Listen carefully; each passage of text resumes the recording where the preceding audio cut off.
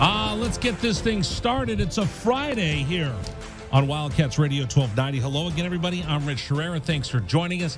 An exciting program coming up for you today. Todd McKim's going to join us. Cal broadcaster will really go deep breaking down the Cats taking on the Cal Golden Bears and everything that's on the line in an early season matchup between two Pac-12 foes that are both 2-1. So we're going to get into that on the program with you. Of course, it is Friday, so our Friday insider, Glenn Howell, will stop by the program, and we'll get him to talk about the game coming up. We'll be on the air with you tomorrow morning, 10 a.m. 10 a.m., Arizona's pregame show starts here on 1290. We'll count you down to the 2:30 kick, Arizona taking on Cal in Berkeley, the second road game of the year for the young Arizona Wildcats. So that's all on the agenda today. We'll walk through the schedule in the Pac-12 conference. Also, we're going to talk a lot about last year's ball game. It's important to one team, and it's not so important to the other, and you'll probably be surprised which way we go with that. So that's coming up on the program today as well. J.W. Madden along with me as we get you ready for football coming up today and tomorrow as well. J.W., how are you? I personally am good, Rich, but technology is failing. I'm failing technology, and technology is failing me. Authenticator. No, you're like the biggest technology person I know. I know, but Authenticator apps aren't working across the board for everybody. And just now, I was like, how come I can't hear Rich in my headphones? I hadn't plugged them in yet, Rich, because I was so worried about my Authenticator app. So technology is failing me, and I'm failing technology. But otherwise, I'm great. Other than that, everything's okay. How are you doing? By. I'm good. I'm a little overwhelmed today. I'm ready for the game tomorrow. So, we work our tails off. And I say this about JW all the time. It is the longest broadcast I've ever been associated with. Sometimes we'll go up to 12 hours before football and basketball. So getting ready for the show tomorrow it's a daunting task. That's why Dragon Ball's actually taken that on as his full-time task, getting us ready for football, cutting up all the highlights, going through all the game stories. We have our whole list of guests that we're going to have. Frank Middleton's going to come on the program with us, amongst a bevy of other Wildcats tomorrow, along with Kelvin Efon and Glenn Howell. So we're ready for Saturday, I think. But I know we'll broadcast live tomorrow, come heck or high water, from Sol Sports within Casino del Sol. So we'll be out there for the pregame show starting at 10 o'clock tomorrow. I see it as if your goal is to put on the best pre- and post-game show that you can, clearly it's going to take a little bit of time, extra time behind the scenes that maybe everybody's not quite aware of how much effort goes into. It's quite a bit, but I'm proud of the job that we do every Saturday. So I can't wait for us to get going and get on the air with that. So with that being said, let's talk about today's program. Like I said, Todd McKibb's going to join us, Cal broadcaster. We'll also talk with our very own Glenn Howell. We'll get his thoughts about the tight ends, for sure, the offense, Jaden DeLore, all of that. So if you're an Arizona Wildcat fan, sit back, relax. We're going to get after it, and let's see what's rattling around in my big old head right now. Warning. The following segment might trigger some listeners, and 1290 does not take responsibility for the following content. What the hell is going on? It's time for The List, as we explore the sick, twisted mind of our host, Rich Herrera. And that's when things got bad. And the list of things he is thinking about in that huge size 8 Chrome Magnum head of his. Look at the size of that boy's head. That's like an orange on a toothpick. You're going to give the boy a complex. Well, that's a huge noggin. Has its own weather system. All right, let's get after it, ladies and gentlemen, boys and girls and children of all ages. Let's just bring it up right now. Let's just talk about the 5,000-pound elephant in the room. Last year's game. Arizona's getting ready to take on the California Golden Bears, and I will tell you this right now, Tucson. One of these teams is still hacked off about the game, and it's not the Arizona Wildcats. It's not the Arizona Wildcats. Do you have the highlight? Do you have the last play last year when Plummer takes a knee and the Cats and the students swarm the field? Let's listen. Plummer to a knee, and that is it. It is over. Jed Fish gets doused. 20 games, 763 days between victories. Wow. And the zoo will rush the field. And why not? A few people may get injured, but hey, that's what's happening. Yeah, we just got to soak it up here for a minute. Yeah. Enjoy it. Enjoy it.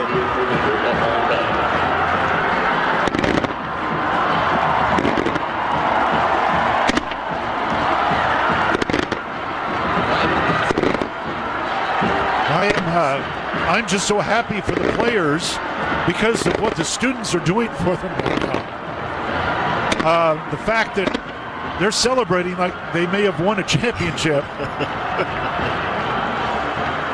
Yeah. Coming from all sides. Yeah. Great sight. It's cool. All right, Arizona 10, California through your final. Wildcats win it. There has never been a 10-3 game that was wrought with more emotion than you got last year, as the Arizona Wildcats got that monkey off their back. 20-game losing streak gone.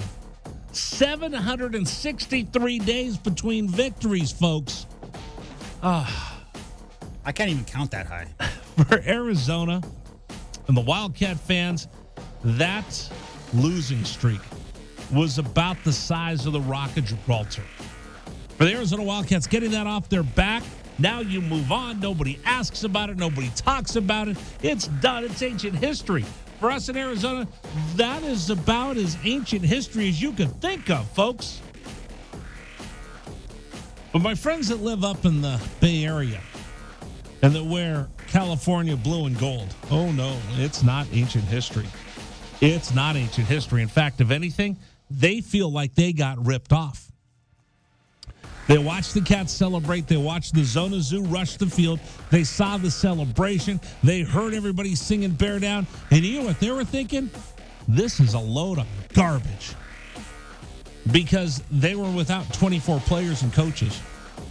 They had guys lining up who had never played that position before. They had coaches that weren't available. They had coordinators that weren't available. They were so shorthanded. The fact that they lost 10-3 just made it hurt even worse because it was a winnable game for Cal. They only scored 3 points. Their offense was so anemic. They get why Arizona celebrated. They get why Arizona was so happy.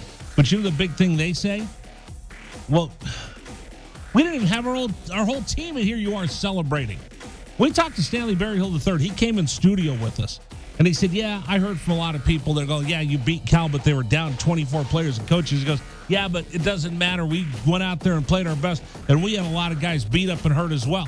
I got a question. Were they celebrating the win over Cal, or were they celebrating their first victory as a program in 700 days? Depends on whether you're wearing red and blue or blue and gold. Sure. If you're wearing red and blue, you're celebrating that you finally got that losing streak dead and buried. If you're Cal, you look at them celebrating, they took down the Golden Bears shorthanded. So I will tell you this. Tucson. The folks up in Cal do not have good intentions when they show up for this game tomorrow. The folks in Cal want this badly. You know, there's always little storylines you can throw up. There's always newspaper clippings they'll put up on the bulletin board. Bulletin board material is what they call it. Bears don't need any bulletin board material. They remember losing 10-3 shorthanded because of COVID and COVID restrictions and COVID policies of the Bay Area that weren't equally distributed throughout the conference is the best way to put it. And I'll tell you this, when the last couple of times I've been around people from the Cal program, I had dinner with their head coach at media day, and universally would come up from anybody wearing Cal gold and blue. Yeah, we were shorthanded. Okay, get it. You know what? We're not going to dispute the fact that Cal was shorthanded. But you go out there and you roll with who you have. Arizona won that day. The losing streak comes to an end, and that is it. We are done. Finale. Finiti. No more talking about it. But the folks in the Cal Golden Bears side think that they owe us one for losing shorthanded. So if you see them just a little bit more fired up, now you're going to understand why they want this so bad. It's homecoming for Cal. It's a reunion of the play. You know, the one where they were running around all over the field, and the band's out in the field. A reunion of that. So, ladies and gentlemen, boys and girls, this is going to be a street fight. I know they're Cal, and I know you got to have like a perfect GPA and ACT and SAT and be the smartest kid in your class and valedictorian to go to school there. But those smart kids are going to be scrapping for a fight. Somebody is going to throw down to begin this game. They're going to come out and try to oppose their will and show the Arizona Wildcats last year was a fluke. Arizona needs to be ready to handle that punch that they're going to get right in the nose. Bam! It's coming for them. Bam! They're going to get that punch right in the face. And we'll see how they turn around and react to that, JW. I think, personally, from my perspective, is the perfect situation for Cal. And they might not see it this way, Rich, but from my perspective, nobody wanted to be the team that lost to the team that just lost 20 consecutive games, because that's in the history books forever. However, with the COVID restrictions, with their team not fully being there, they had a reason for that loss. So the way I see it is that it was a perfect situation for them. Yes, they lost to a team that hadn't won in 700 days. Yes, that team celebrated that victory as if they had beaten them, quote, fair and square or whatever. I don't care about any of that stuff. What I'm saying is that the reality is that nobody wanted to lose that game, and they had a legitimate reason. So I think it's a perfect scenario for Cal. That's why this is going to be a hard-fought game, probably a little bit harder than we're normally used to when these two get together. The other thing that they're talking about up there, very interesting schedule for Cal. They don't get ASU, which is a gimme at the end of the year. ASU is going to be a gimme, I'll tell you that right now. I'm going to give you a little story, and I've been waiting to give you this story, so wait until Friday on how there's reports that some of the Arizona State coaches might have helped get Herm fired. So the players aren't going to circle the wagons around the defensive coordinator, whoever takes over? We'll see. But there's some goofy reports coming out of Tempe I'll share with you today. The Cal Golden Bears don't get ASU this year, so they don't get that gimme. They have 2 wins. They're 2-1. They need to get to 6 to try to be bowl eligible. So the way the Cal Golden Bears are looking at it, because the Cal's expecting him to go to a bowl game. I don't think any of us in Tucson expected the Arizona Wildcats to even be talking about bowl eligibility. But you're 2-1, folks. You need 4 more wins through the Pac-12 regular season to get you to bowl eligibility. If you're the Cal Golden Bears, you've got Arizona this week, which you would have thought when the schedule came out was a winnable game. Then you have Colorado, winnable game. So that gets you to 4. Then you've got Stanford, and we'll see whether the real Stanford shows up this weekend against Washington. But maybe that's 5. And you steal a win somewhere else. You surprise, you upset somebody. You take somebody down you're not supposed to. That's what Pac-12 football's all about. But if you get to 5, you could find your way to 6. You don't beat Arizona, you're stuck at 4 when you take on Colorado, and assuming you could beat Stanford, and you only have 4, that means you got to steal 2 wins to be bowl eligible. That's going to be awfully tough. So for the Cal Golden Bears, is this a must-win game for Justin Wilcox and his team? Oh, heck yeah, it is.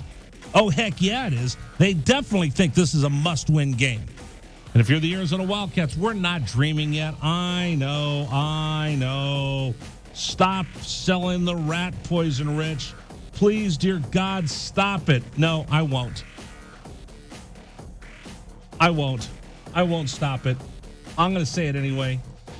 I'll tell you this. I know I could toss this out.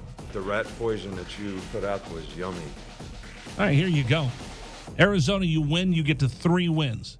You beat Colorado, you get to 4 wins. You beat Arizona State, that's 5 wins. That means you got to steal 1, upset somebody, and you might be going bowling if you beat the Cal Golden Bears.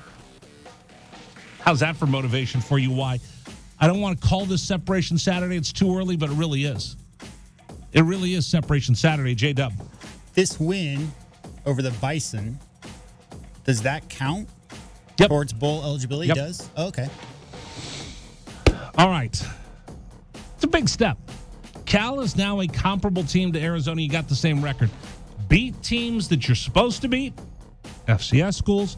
Beat teams that you're supposed to beat, Group of 5 schools. Beat teams that you're comp with, That's getting you from lose big, lose little, win big. All this week on Pac-12 Radio, they were talking about Arizona learning how to win, boys and girls. Arizona's finally learning how to win. These are one of those games that the lesson must be learned on how to win by beating Cal this weekend. Jane's going to have all eyes upon him, but he needs someone else to give him some help. We'll talk about that. And by the way, how about my man, George Kliavkoff? He just dropped a bomb on UCLA. He dropped a bomb on the Bruins. You didn't think the Pac-12 commissioner had some fight in him? As of right now, we are at war. Oh, heck yeah. George Kliavkoff sent a letter to the to the University of California Regents on behalf of the Pac-12. And you've probably seen this. He went on with my friend John Canzano and John Wilner on their podcast, and he said, listen, UCLA, we did some back-of-the-envelope type of numbers. UCLA actually isn't going to realize any extra money by moving to the Big Ten.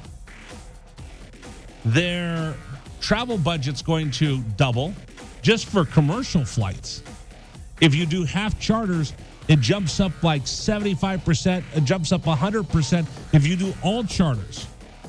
Plus, if I'm in that conference, I got to pay competitive salaries to all the coaches. Guess what? Big Ten coaches make more than Pac-12 coaches. So I'm going to have an increase inside my athletic department. And by the time I say all of that, this is even before you have to pay Cal a ransom fee to leave the Pac-12. The dollars don't make sense for UCLA. So bolt on the Pac-12. Let's see. That was before the Board of Regents and their private meeting that happened yesterday. How about the commissioner throwing down at the Big Ten and throwing down at UCLA? As of right now, we are at war. He's been awfully quiet, but he's been working behind the scenes, and he just dropped the hammer on them. We'll see if that starts to break apart what they want to do. We'll talk about that on the program today. Huge weekend for the Pac-12. I do want to get into some of these games. The intriguing game to me outside of Arizona, Cal, USC, Oregon State. We'll get into that. And like I said, Todd McKim's going to join us, Cal broadcaster, at the bottom of the hour. Oh, do we have a lot to get to. 763 days from victory to victory. We'll see if Arizona could do something they haven't done since when, JW? 2019? Yeah, been a long time. Back-to-back wins, baby. If they can come back with a victory, first time since 2019, back-to-back wins. We'll talk about all of that coming up in the program. I'm fired up. I hope you are as well. Heck, I'll even take telephone calls today. That's how excited I am. You want to call in 520-848-1290, 520-848-1290. I'm Rich Herrera. This is Wildcats Radio 1290. This is the Rich Herrera Radio Show. Now streaming on Facebook Live and YouTube at Wildcats 1290 and our website, wildcatsradio1290.com. Terry crosses middle, handed to Matherin between the rings. Over for Krisa. Checked by Campbell. High screen from Koloko. Krisa around it, drives right. Throw it for Koloko, who slams it down for two. Lamb set. And the pitch to Susak, driven out towards right field. That is going to get down for a base hit and go all the way to the wall. Casagrande headed for third. They're going to wave him around. He's coming home, and the Wildcats have tied it up.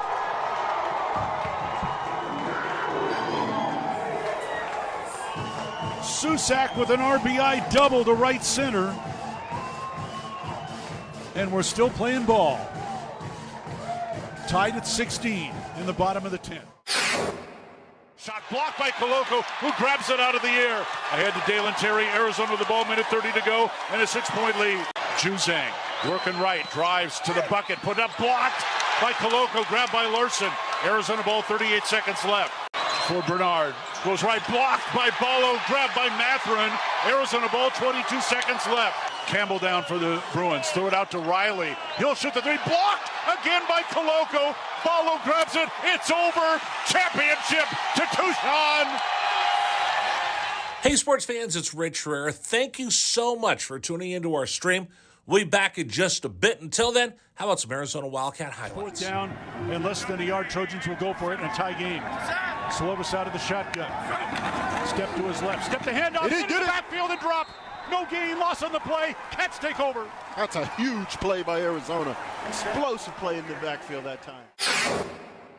Shot blocked by Koloko, who grabs it out of the air. Ahead to Dalen Terry. Arizona with the ball, minute 30 to go, and a 6-point lead. Juzang working right, drives to the bucket, put up, blocked by Koloko, grabbed by Larson. Arizona ball, 38 seconds left. For Bernard, goes right, blocked by Ballo, grabbed by Matherin. Arizona ball, 22 seconds left. Campbell down for the Bruins, throw it out to Riley. He'll shoot the three, blocked again by Koloko. Ballo grabs it, it's over. Championship to Tucson.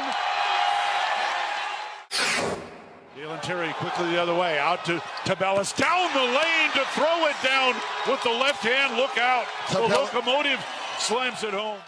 Hey, sports fans, it's Rich Herrera. Show will be back in just a little bit. Thanks for tuning into our stream. Until then, how about some great moments from the University of Arizona Wildcats? 4th down and 2, Arizona. Down 14-0. Wildcats on 4th down this year are 12 of 20. Offset backfield. Plummer to throw the ball, looking, throwing towards the back of the end zone, and it's hot! Touchdown, Arizona! Oh, did they need that? My goodness, Booby Curry had to leap in the air to take the ball over the top of the defender, and the Cats are on the board. ASU with the ball, down by 11, 3 have to go. Steal by Koloko. He's going to drive the other way and slam it home, and foul by Lawrence. Why Lawrence contested the big man, Christian Koloko, with defensive steal and flush. Lawrence picks up his 3rd foul. Big guys love to play point guard. Koloko looked like one driving down that was from mid-court. 3-point lead again for TCU. Down to 30 seconds left. Matherin with the ball for the Wildcats. Matherin around a Koloko screen, picked up by Lampkin. Go outside for Koloko. Feed it to Terry, right corner. Terry can't go baseline. Circles back out top to Matherin. 10 to shoot. 16 left in the ballgame. Matherin, 3 balls straight away. Good! That's We're a tied. huge shot for Ben Matherin in Arizona. Timeout TCU. This ball game is knotted up. 12.6 seconds to go. Ben Matherin drains a deep 3 from straight away. He's got 24 points, and we're all even. Hey, sports fans, this is Rich Herrera. Thanks so much for tuning into our stream. Back in just a bit. Until then, how about some highlights from the University of Arizona?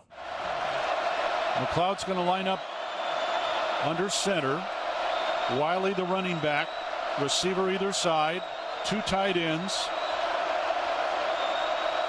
Oregon, 5-man front. They shift. Play fake, rolling right. McLeod looking to throw. Going deep. Down, trying to find Berrios. Makes the catch inside the 25-yard line. Still loose inside the 15. First down, Arizona.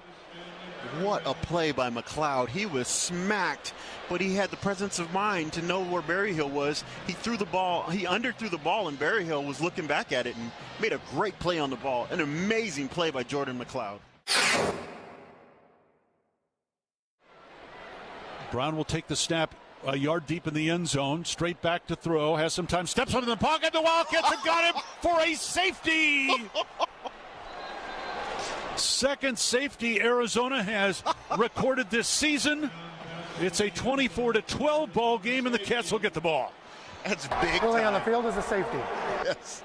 That's big time by Arizona. That time defense did a great job of just closing the pocket from the inside, and then the pressure on the outside by Hebert. Wildcats Radio 1290. All right, we continue with you here on Wildcats Radio 1290. I'm Rich Herrera. That, of course, is our producer, J.W. Madden. We're getting ready for football. Don't forget, be on the air with you tomorrow. Soul Sports Casino del Sol. Arizona Cal will have the pregame show live from the sportsbook out at Casino del Sol. We invite you to come by, join us.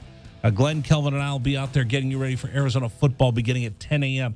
It's National Taco Month, and to celebrate, we're giving you half-off tacos with a sweet deal. Coming up on Tuesday at 8:30, you can get a $50 gift card for just $25 at Goita's New Mexican Cuisine up in Oro Valley. This sweet deal goes on sale Tuesday, 8:30 a.m. at WildcatsRadio1290.com. Somebody called up and they wanted to say, hey, I don't know, what Cal's problem is and why they're so upset. I think that's what it was. What he said specifically was the whole LeBron, Kevin Love team complaining. They won. They were injured the first year, and then the second year the Warriors were injured. So that same deal where if you're celebrating because the other team was down or whatever, then you don't have perspective on what really happened. Basically, was his take. All right, if you want to call back, I'll get you on the air right now before we get Todd McKim on, Cal broadcaster. I look at it from the Cal perspective. I look at it from the Arizona perspective. Yeah, if I'm Cal, there's a reason why I'm upset that we lost. If I'm a Cal Golden Bear, if you're Arizona, like whatever, we are banged up too. I get it, but Arizona Wildcat fans, don't be that fan that just myopic and doesn't see what the other side sees as well. If I'm a Cal guy, I've got plenty to be upset about. You disagree, JW? No. I just think it's simple. I think Cal has reason to be upset, and Arizona has a reason to celebrate. Both can be true. Bingo. You know what? Two things can be true at the same time, right? Right? We can agree to disagree. Oh my gosh, it's talk radio. I'm supposed to be right 100% of the time. I'm sorry, Rich. Logic generally isn't supposed to take place in these rivalry type of conversations, but I got to bring some logic sometimes. Stop. You're all worthless and weak. Now drop and give me 20. Come on, we're supposed to just yell and scream and not pay attention to the other logic on the other side. You're going to get us in trouble, JW. I'm sorry. I got to be me. I got to be me, Rich. Yeah, look. Yeah, people are not happy with you being logical and making sense in all of this. And I think the Cal folks are probably just as upset with the let me tread lightly here because I don't know this to be a fact. From the program itself, from people I know around the program, a lot of the folks that got held out didn't have COVID, but it was contact tracing that got them and was the reason why they were so shorthanded. And that happened, correct me if I'm wrong, like 48 hours, 24 hours before kick, so right? A lot of the guys that were held out could have played but didn't get to play because Cal is in Alameda County. Cal's in Alameda County, Stanford's in Santa Clara County, and those in San Mateo County, which is going up towards San Francisco and the peninsula, all of those had really strict COVID restrictions. And that's why Stanford, for instance, in basketball, do you remember 2 years ago, JW, Arizona had to play Stanford in Santa Cruz. Right. Because the Stanford Cardinal had gone out on a road trip and weren't allowed to come back to campus. They ended up spending, I think it was 45, 60 days on the road. It couldn't even come back to get clean underwear. Yeah. Because of the policies of Santa Clara County when it came to COVID restrictions. And again, everybody's trying their best to help mitigate it, keep people safe, trying to do the responsible thing unless you're Arizona State, then you're just having people come in there. Oh, was that wrong? Should I not have just thrown that cheap shot out there? That low-hanging fruit. Do it anyway. My favorite story, Rich, was the Broncos one. Where all the quarterbacks all had their meeting together and were sitting on couches, and one of them tested positive. This was November 2020. Oh, yeah. And then they had to have, like, their rookie backup fourth-string wide receiver play quarterback that week because none of their quarterbacks could play. I don't remember the exact date of this Cal game, but that was late November 2020 was when that happened, so around the same time.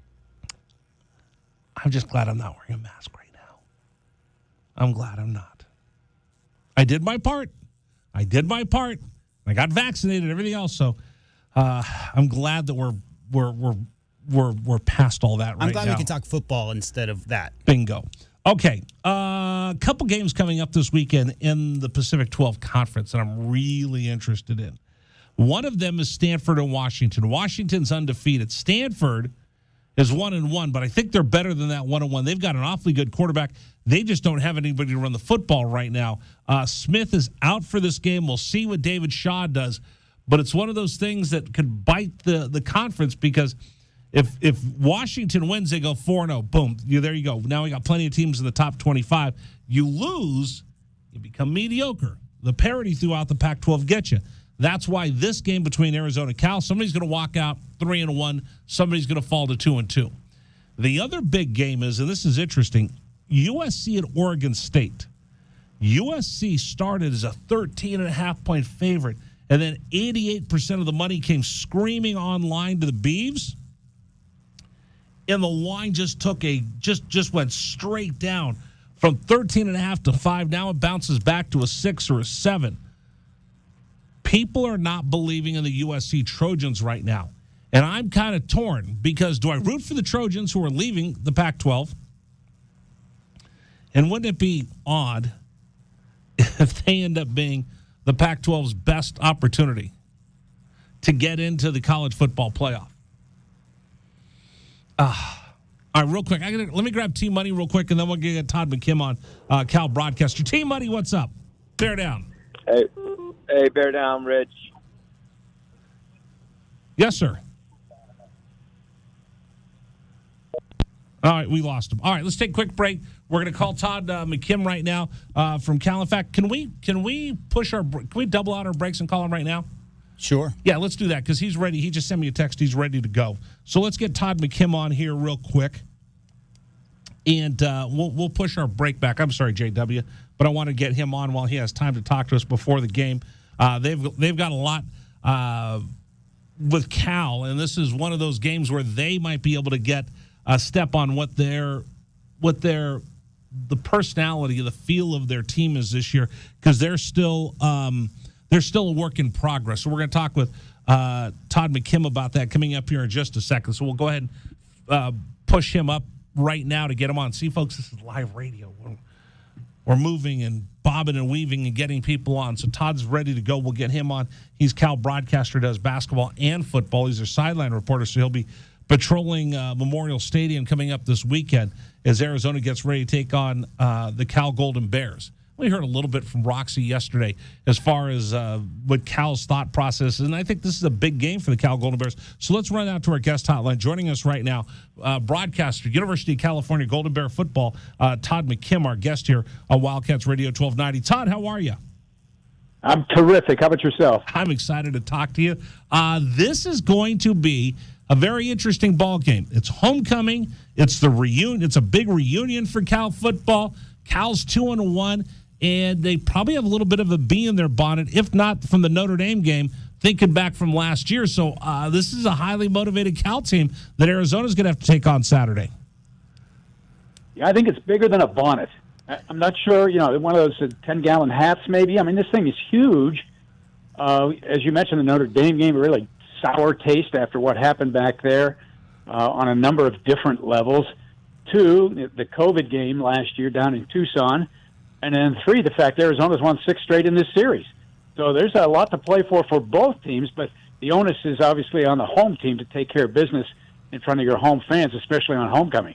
We were talking with Roxy yesterday, Bernstein from Pac-12 Network. I've mentioned it. I get it from a Cal perspective. A year later, I know Justin Wilcox talked about it. Jed Fish didn't want to talk about the COVID game last year. But tell me about the mood around the program when it comes to thinking back of what happened last year in Tucson.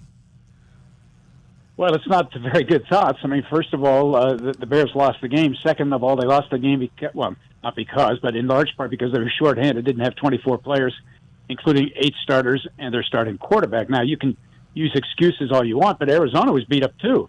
I mean, the quarterback situation was not very good. How does a team that had lost 20 consecutive ball games get up for a game and find a way to win? Well, that's what Arizona did. So credit to the Wildcats and Coach Fish for keeping his team ready to go. So, but around here, it's something they'd like to put in the rearview mirror, maybe the disposal, or maybe just throw it into the bay off the Golden Gate Bridge. But it's not a popular topic these days with Arizona coming to town this weekend. And that's a great way to put it. Listen, and again, is Cal isn't happy with the results of that game, and it still sings a little bit. I know that there's no disrespect towards Arizona because they won with what they had. Cal had what they had, and that's what you do on a Saturday. But again, if they're at full strength, I bet Cal probably thinks it's a different outcome. Well, I think any team would have that feeling, and certainly the Cal would have gone into that game a heavy favorite, but just didn't get it done. And so it's next man up mentality, even though next man up might be your third stringer. I mean, the 24 guys, that's your starters plus your kickers and your punters. It wasn't all those guys, not to mention the fact they had 10 coaches and grad assistants unavailable to participate on the sidelines as well. So you had literally grad assistants, designing plays on the sideline, and they had to bring in an extra equipment guy from the state of Florida just to help with the equipment for the games. It was just a disaster all the way around. You could feel the negative Nellies the night before the game talking to some coaches and players. I mean, they were really ticked off about the entire situation and the circumstances that they had to face. But you got to go out and play, and it doesn't matter who's wearing the jersey and who's wearing the uniform. You got to play. And so that's what you got coming into this game. Both teams have guys that are a little dinged up, or a couple of guys are injured and maybe not play for the year. But you got to be able to play with the guys you have, and that's the mentality you just have to have. I know up and down the Pac-12, everyone in the conference is like, what happened in Notre Dame? What happened with that phantom call? I know Justin Wilcox talked about it. I think Jed even talked about it, and we talked about it with Roxy yesterday. That's a bizarre call in the game, and the fact that Cal still has no satisfaction why it happened or what happened with the ACC. Give me an idea of how big that play was that turned things around in South Bend. Well, at the time, Rich, you're thinking Notre Dame is doing nothing on offense. I mean, literally nothing. Cal's got a 7-0 lead. Those clad in the green jerseys, which was about 60,000 people because the other 15,000 were wearing Cal jerseys, they're on them. They're 0-2. They lose one to Ohio State. Okay, you're going to lose to Ohio State, but then they lose the next week. It's like, are you kidding me? And then they're down 7-0 to Cal. It was a very restless stadium, Rich, to be honest with you. And when the flag was thrown, albeit about 8 or 9 seconds after the play developed, okay, it wasn't called immediately. So you wonder why it wasn't called immediately. But like 8 seconds later, the line judge throws the flag, and Justin Wilcox is ecstatic because in his view, and he's right on the line to get, he's right on the line of scrimmage, the right guard and the right tackle for Notre Dame both flinched. And he's thinking, great, they missed the field goal. And he immediately goes to the official who comes over and he goes, we'll decline the penalty, okay? And the official says, well, you don't have that option. It's against your team. And so they march off 5 yards, automatic first down, 2 plays later, touchdown. Now the crowd is invigorated. Now the crowd is into it. The players are excited. Now, does that mean if that penalty had been called correctly, there wasn't a penalty. If it had not been called at all, Cal wins the game? You can't say that. Maybe Cal on the next play throws a pick six. So you can't say that's the reason they lost the football game.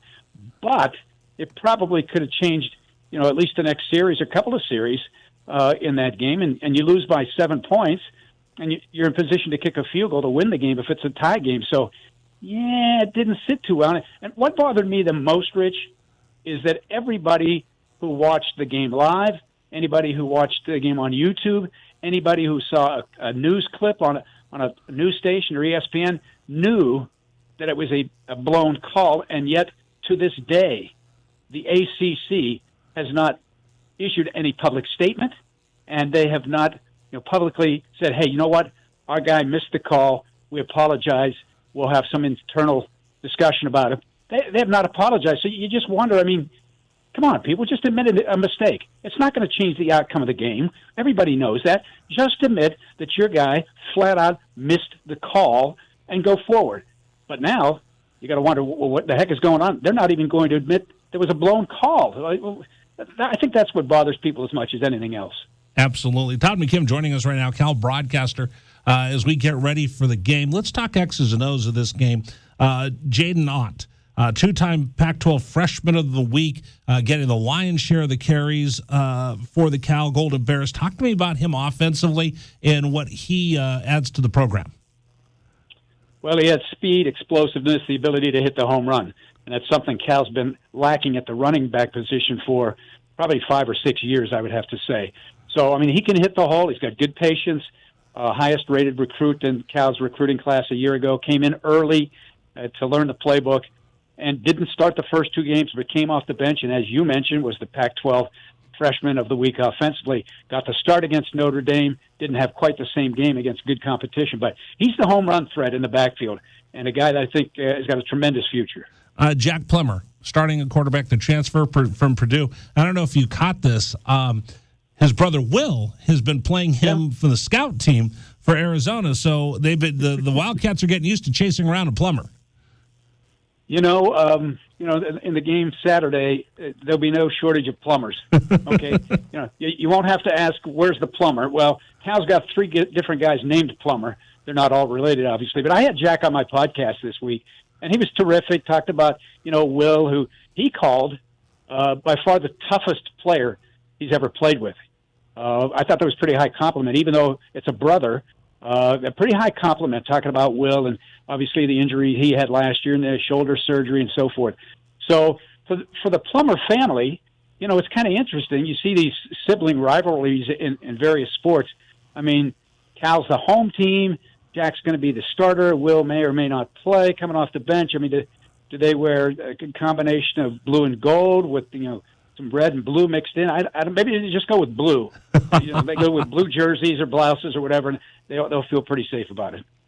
Offensively, one of the things that we've been watching and reading and looking at the highlights from Cal is the offensive line. Arizona's got a really good pass rush. Hunter Echols, the transfer from USC, has been causing mayhem in the backfield against Mississippi State. He did it to begin the season against San Diego State, had a big sack against North Dakota State. Talk to me about the offensive line play for Cal. Do we have to? That's in Tucson. I'm trying to make people smile down here. I say that facetiously because it has not been very good so far. It has been a major concern. It'll be a concern probably the rest of the season. I wouldn't be surprised to see some changes in that offensive line, personnel-wise, maybe position-wise as well. But they have not done a real good job, and that's being kind to give Jack Plummer the opportunity to throw. He can be an accurate quarterback. He's got the ability. If he's got time, he can make all the throws. And the wide receiver crew that Cal has currently is really good. Young, inexperienced, but probably more talented at the wide receiver position than they've had in 7 or 8 years. So they really like those guys, and they like Jaden Ott coming out of the backfield too. But if you can't protect the quarterback or open running lanes, you're going to have a rough time. So that, to me, that's one of the big keys in the game tomorrow and the rest of the season. Can Cal's offensive line give Plummer enough time to throw the football? Defensively, what are we going to see Cal throw at the Arizona Wildcats? Yeah, they'll give them a little bit of everything. And you could give them everything and be really good on the initial play, and then Jaden DeLaura will just run around and make something happen. So it's actually almost half the plays are 2 plays in one. One's the scripted play, and how are you going to defend that? You're going to stop the running game, and then Arizona's got outstanding wide receivers. The tight end came up big last week as well. But then when you do all of that, okay, everybody does their assignment, and then Jaden's running around back there making plays, either extending and throwing or taking off and running the football. That's no question the biggest concern for Cal tomorrow defensively is how can they corral him and keep him from doing what he did last year against Cal when he threw for 3 touchdown passes playing for Washington State. Yeah, I mean, listen, this is an important game, and we've been talking about it, and I've been reading, getting ready for this game, that for Cal, there's a lot on the line right now because Cal's expecting him to go to a bowl game, and you just start counting how am I going to get to 6 wins to get bowl eligible. I think this is a big game for the Cal Golden Bears. Well, I think it's big for both teams thinking bowl consideration, no question. I mean, I think Cal, when you looked at their schedule, Rich, to start the season, you said the first part of the schedule, the first half, is probably a little more favorable than the back half of the conference season. Certainly in the front half, there's some winnable games there. But the back half, I mean, you've got Washington, you got Oregon, you got USC, you got UCLA, rival game with Stanford on the road against Oregon State. So that's a tough road to hoe in the final 6 games of the season. So if they're going to get to a bowl game, they've got to be no worse than 4-2 after those first 6 games. 5-1 would give them obviously a much better chance. But I agree with you. I think this game is really, really important for both teams in the long run and also just in the near run. That first conference game really does set the tone for the rest of the season. You know, down here, I'm selling rat poison, and Jed's getting mad at me. But I'm like, hey, listen, you win this game, you win in Colorado. You've got 4 of the wins you need to get to a bowl game. You beat ASU, that's 5, and you still somewhere down the line because it's the Pac-12, and you always see an upset. You could go from having a 20-game losing streak to possibly being bowl eligible. That's a monster comeback for the Arizona Wildcats. Oh, no question about it. Now part of that 20-game losing streak, you know, last year the Cats were in a lot of close games that were winnable as they were into the fourth quarter. So maybe they could have won 2 or 3 of those, and suddenly it doesn't seem as big of a turnaround this year as it could possibly be. But yeah, if he's able to make it to a bowl game and have a winning season based on the youth of his football team, that would be a tremendous accomplishment. 51 new Cats on the roster that weren't there for the COVID game, weren't there for the 20-game losing streak. It's going to be a fun game at Cal. By the way, because it's homecoming and it's the reunion of the play with the band on the field, I think Strawberry Canyon is going to be rocking this weekend. Well, let's hope so. We're going to have an absolutely perfect day for football. The temperature will be in the upper 70s, low 80s. Right now, as I look outside the press box, not a cloud in the sky. So we're going to have a fantastic day for football. And based on this series, Rich, in recent years, it could very well come down to the final possession. 100%. By the way, just for our listeners down here that have never been to Cal, I've been to plenty of Cal football games.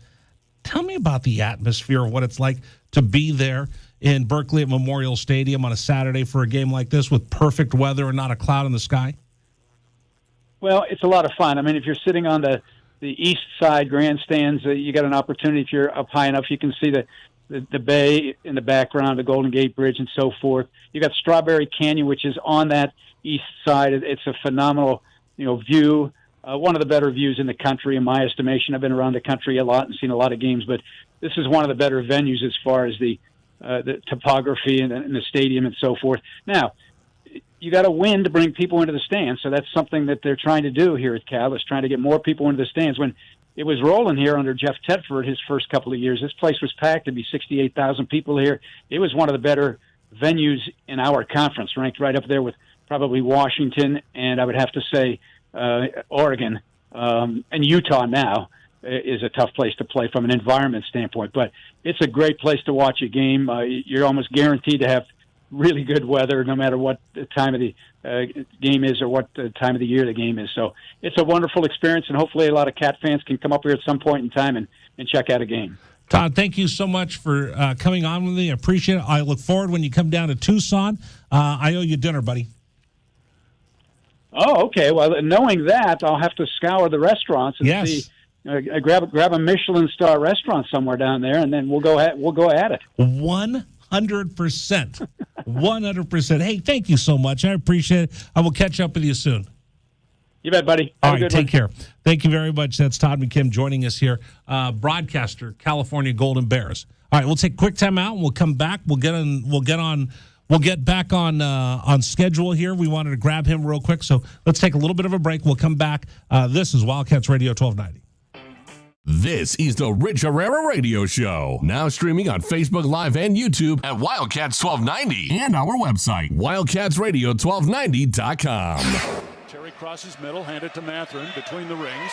Over for Creasa. Checked by Campbell. High screen from Coloco. Creasa around it, drives right. Throw it for Coloco, who slams it down for 2. Lamb set. And the pitch to Susak, driven out towards right field. That is going to get down for a base hit and go all the way to the wall. Casagrande headed for third. They're going to wave him around. He's coming home, and the Wildcats have tied it up.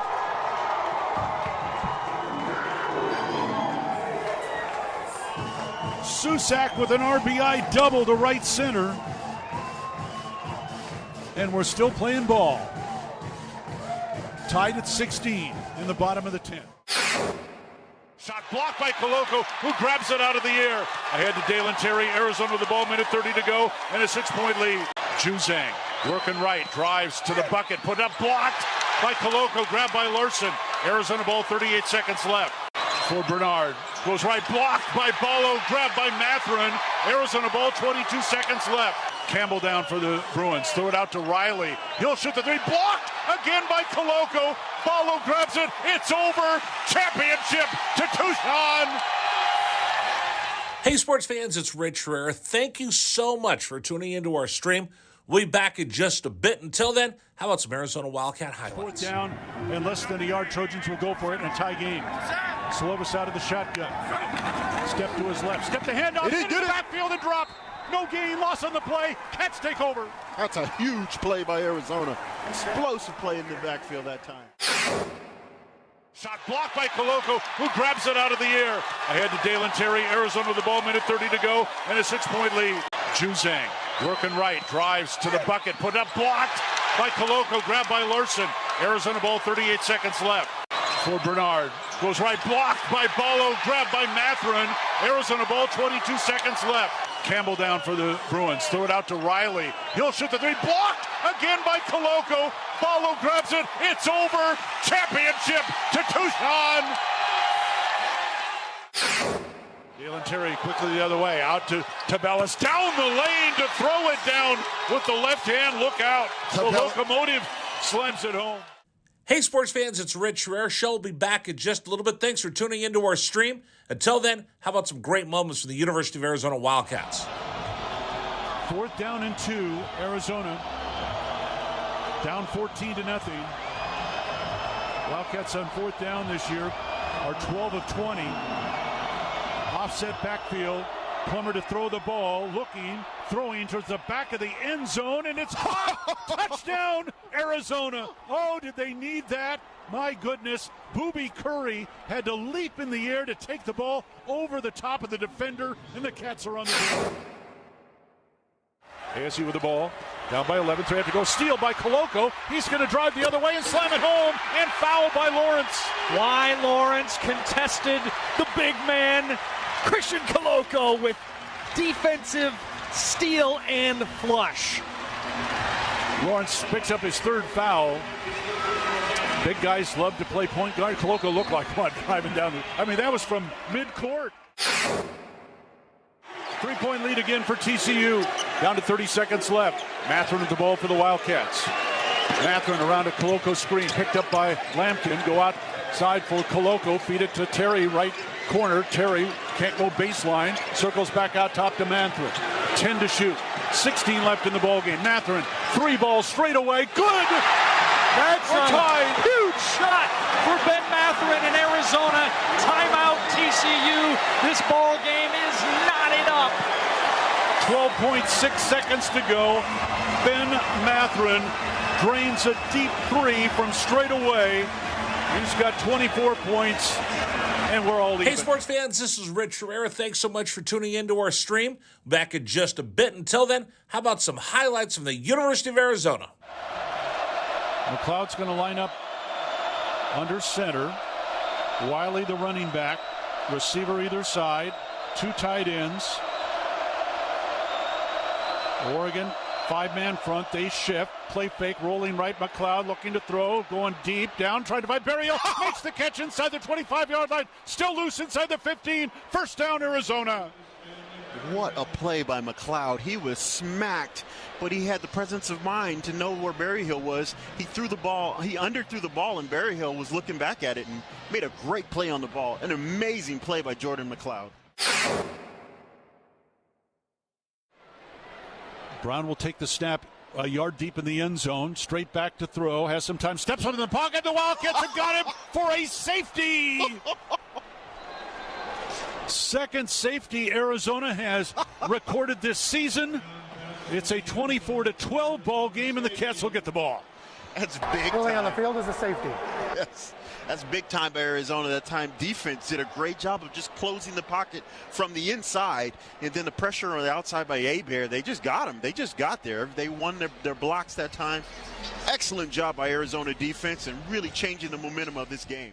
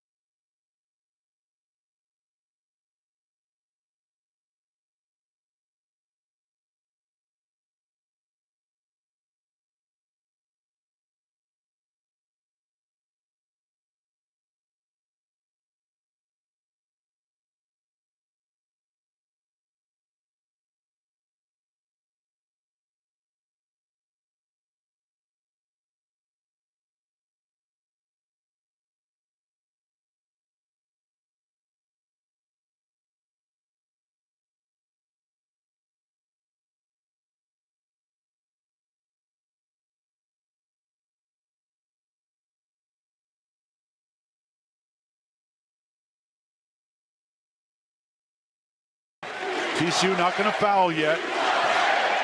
Mathurin looking at Tommy Lloyd. Shot clock at 15.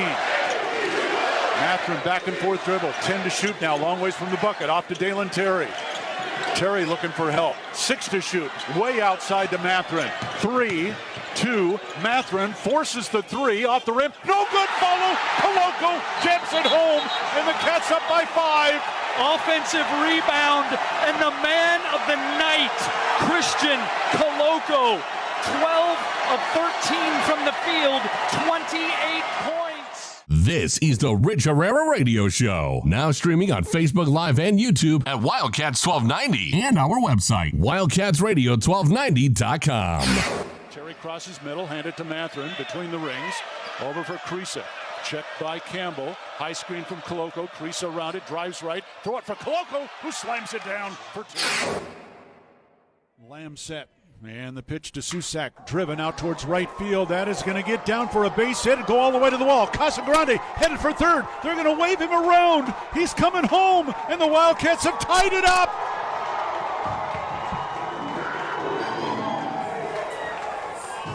Susak with an RBI double to right center. And we're still playing ball. Tied at 16 in the bottom of the 10th. Shot blocked by Koloko, who grabs it out of the air. Ahead to Dalen Terry, Arizona with the ball, minute 30 to go, and a 6-point lead. Juzang working right, drives to the bucket, put up. Herrera on Wildcats Radio 1290. Thanks for joining us, everybody. This is Wildcats Radio 1290. Program today brought to you by PGA Tour Superstore. All right, you're going to go out and play golf on Saturday. That's cool. Cats are on the road. Make sure you listen to the game on 1290. We'll get the pregame show going at 10 a.m., counting down to the 2:30 kickoff from Berkeley. But let's say you're going to go out and play golf this weekend. You got your Bluetooth speaker. You can listen to us on our app. You can take your radio out there. You can have a grand old time. What's that? You haven't played golf in a while and you need golf balls? I got you taken care of. PGA Tour Superstore has the biggest selection at everyday low prices for golf balls and all the accessories you need. And the best part of it is you've got the 1290 hookup. You know, they have the Rogers rate that you hear on the commercials. Well, you got the 1290 hookup. All you have to do is mention Wildcats Radio 1290 when you roll into the store. And if you do, they'll take $20 off a purchase of $100.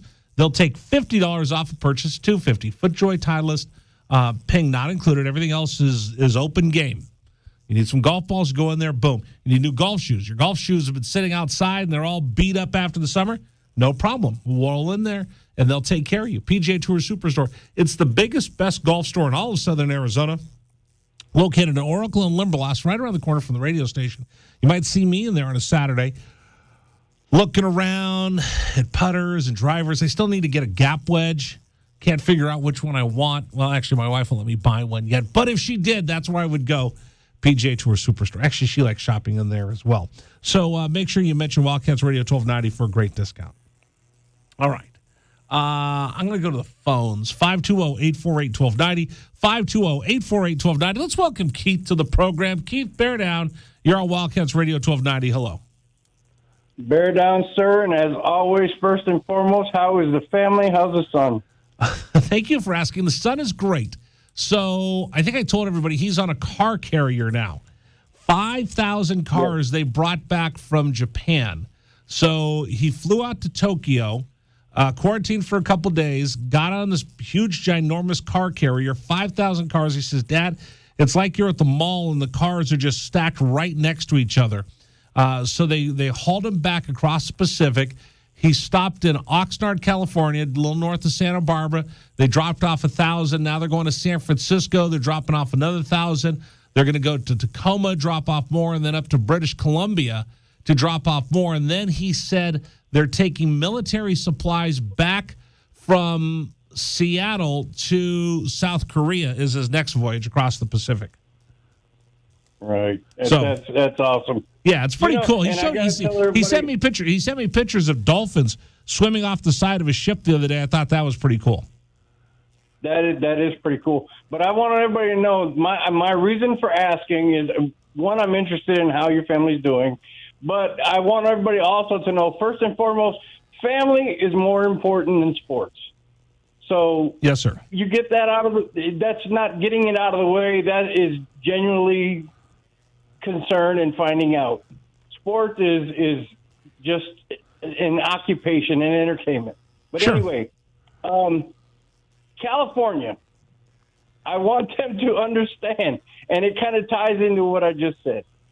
You know, you want to cry that, you know, you had 24, 25 players out and coaching staff and everything when we beat you.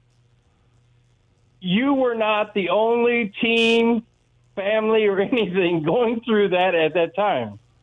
So that's just the way it played out. Yeah. Accept it. I get it. It's a bitter pill to swallow, but accept it. It just no. Okay, so I want to make sure, Keith. That's why I'm glad you called back, because I want to make sure I'm I'm not a blogger or a keyboard warrior or a message board troll when I say this. So I'll actually say it out loud. The California Golden Bears are frustrated over the win. They don't hold it against Arizona. They're not using it as an excuse. They're not saying they got done dirty the way they did against the Notre Dame with that phantom call. They're simply saying that was dirty. Yeah, they're simply saying it's frustrating that we were in a position that we had 24 players, and I thought it was 24 players and coaches. Todd just said it was 24 players, 10 coaches, and I do remember they had grad assistants. They had grad assistants who had never coached a football game in their lives stepping up in the coaching ranks because so much of their team was decimated by COVID protocols. So for them, they're not complaining. They're not saying they got cheated. They're simply frustrated because last year's game was one that they thought they should have won. They thought they could have won. And the fact that they had to play so shorthanded, and you heard Todd saying the night before, the negative Nellies are like, oh, man, how are we going to win this game? They feel like they didn't get a chance to give their best effort because of the COVID. That's the frustrating part. So they just put it in the back of their mind and they remember it. It's not anything directed towards the Cats. It's more just frustrated over everything that happened during the COVID protocols. And that's with all of us. We all had our frustrations, and it was just, and I totally respect their stance on that. Yes, sir. It's natural, but are we going to give it back? No. No. Nor are they asking you to. No. So I'll tell you what. I am going to. I'm going to challenge the Cats to solidify what happened last year. Show them, okay, you're at full strength, we're at full strength, and quite honestly, you kind of have us at still a small disadvantage that we have a relatively new coaching staff and we got new players who just came in trying to get the system. So remember that when we beat you this year, there is going to be no doubt of why it happened. Well, let me put it to you this way. Can we, JW, you're going to really get upset with me. Can I jump ahead? I'm going to change. We're going to talk about this in the next segment. But Rich, Keith, we can do whatever you want to do. See, that's why I'm having a good time doing the show today. JW is helping me out here. So let me do this for you, Keith. I'm going to give you 2 sound bites. You ready? Can you grab me? Can we jump ahead and grab Jed? So this is Jed Fish, and he was asked over and over and over and over again about the game last year and what happened in it. So here's Jed not wanting to talk about the game from last year. We don't talk about it at all. We don't reference it. We haven't. We don't spend time dealing with. The team was completely different. We're a different team. They're a different team, and it's not about what one game you win or one game you lose. It's about how can this football team get better every single day. So for Jed, the streak is over. The monkey's off your back. You won a football game. Nobody's talking about that anymore. And you move on to this year, and you put all that behind you. So that's Jed not wanting to bring this up at all. Here's Justin Wilcox, if we can, JW. Here's the Cal coach talking about last year's game. Really, the thing about that one, very unique set of circumstances. It took everybody. I mean, I'm really proud of the team and the organization for rallying around the people that were available. I mean, we had, recruiting guys stepping in to help signal, and we flew a old equipment manager in for the game to help us with equipment because we didn't have people there. I mean, it was all hands on deck at every level. And the players competed the best that they could. They competed hard. We weren't able to get a win. We had a chance to win and did not, which is very frustrating. And but to be honest with you, Jeff, we're not talking about that game this week at all. I mean, it's just two different teams under different circumstances, different dynamics in play, and we're just looking forward to. We need to improve. We got to take a significant step forward as a team, and that's what we're working on this week. So again, Keith, as I say all this, and again, I don't want to be a message board troll. For Cal, they remember it. It's extra motivation if you want to dig down a little bit deeper and have some frustration and put that in your gut and let it burn to help motivate you. Then it's whatever it takes. Now, they are mad, and they are pretty hacked off about what happened last week at Notre Dame, because if that goes the other way, that could make Cal 3-0 undefeated because they had Notre Dame on the ropes. So if those are your two motivations, then there's reasons why Cal is internally motivated to go in there and punch the Cats in the face and take out their aggravation on the Arizona Wildcats. That's exactly what I was going to tell you, that what happened with Notre Dame was that was an atrocity. That was crazy. I think, and I could totally see their point of view coming into this game. Cal's point of view, okay. And it's just crazy how we just happen to be the next opponent after that. It's the luck of the draw. Exactly. So now you put those two scenarios together, I can see them being motivated. But what I'm trying to say is because of those two scenarios, that perfect storm that happened to them in a bad way, right?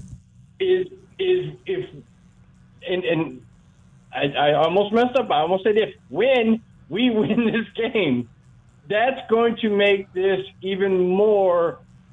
Hold on a second. I got to put this in perspective for you. You ready? Go ahead.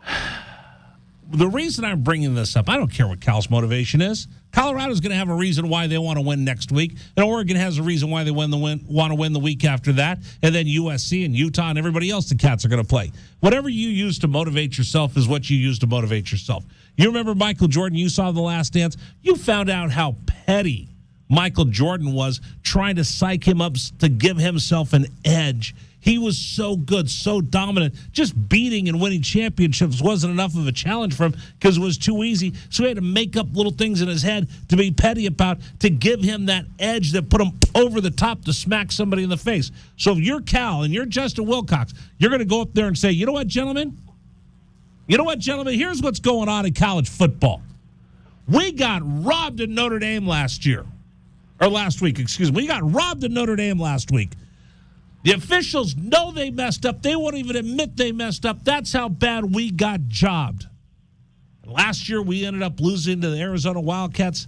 We were missing 24 players, 10 coaches. Heck, we had to go find an equipment manager. So, gentlemen, here's the deal. We're at full strength right now. Let's get after it. And you know what? I've told you this.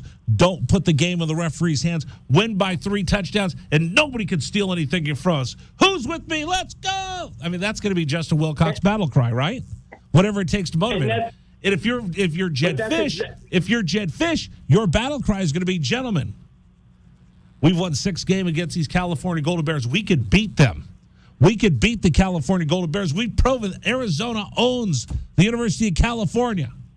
And now we have a record of 2-1. This is the first Pac-12 game of the season.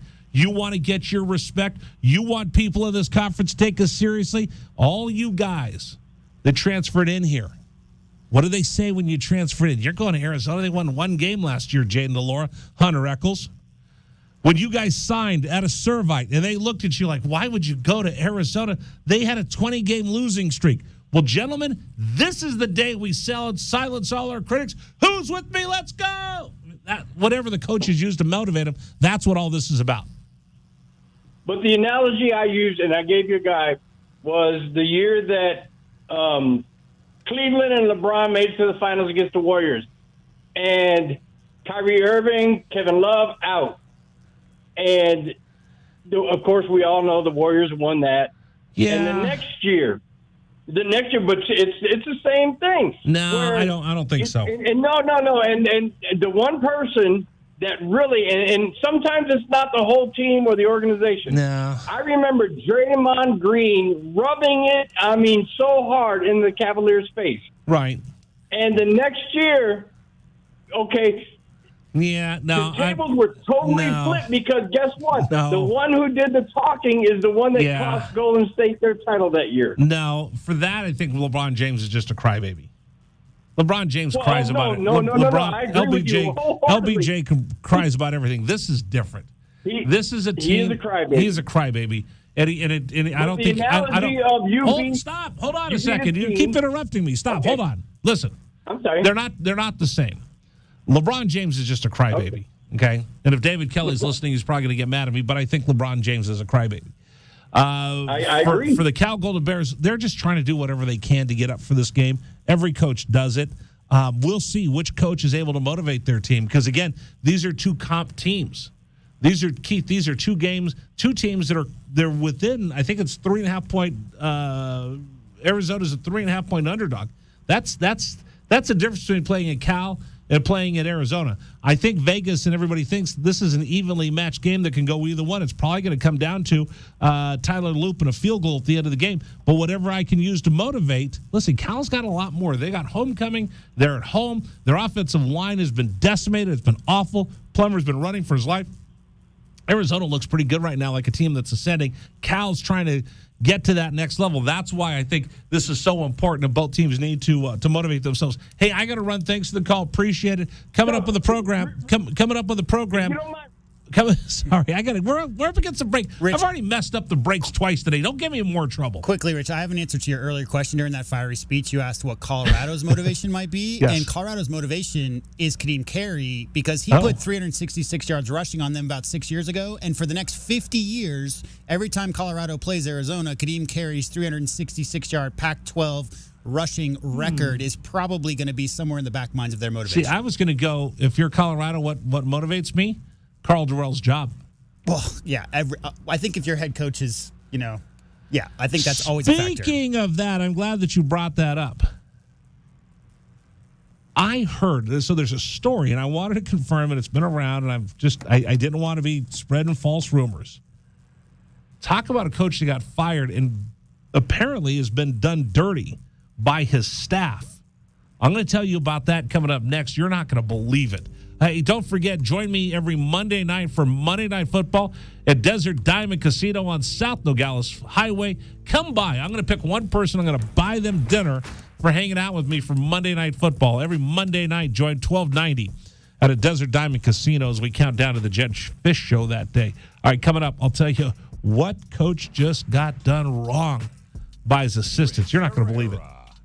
This is the Rich Herrera Radio Show. Now streaming on Facebook Live and YouTube at Wildcats 1290 and our website, wildcatsradio1290.com. Terry crosses middle, handed to Matherin between the rings.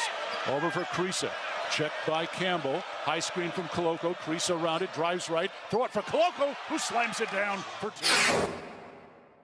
Lamb set.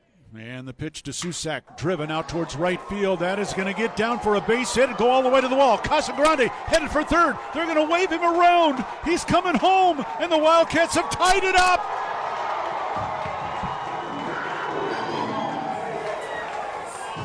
Susak with an RBI double to right center.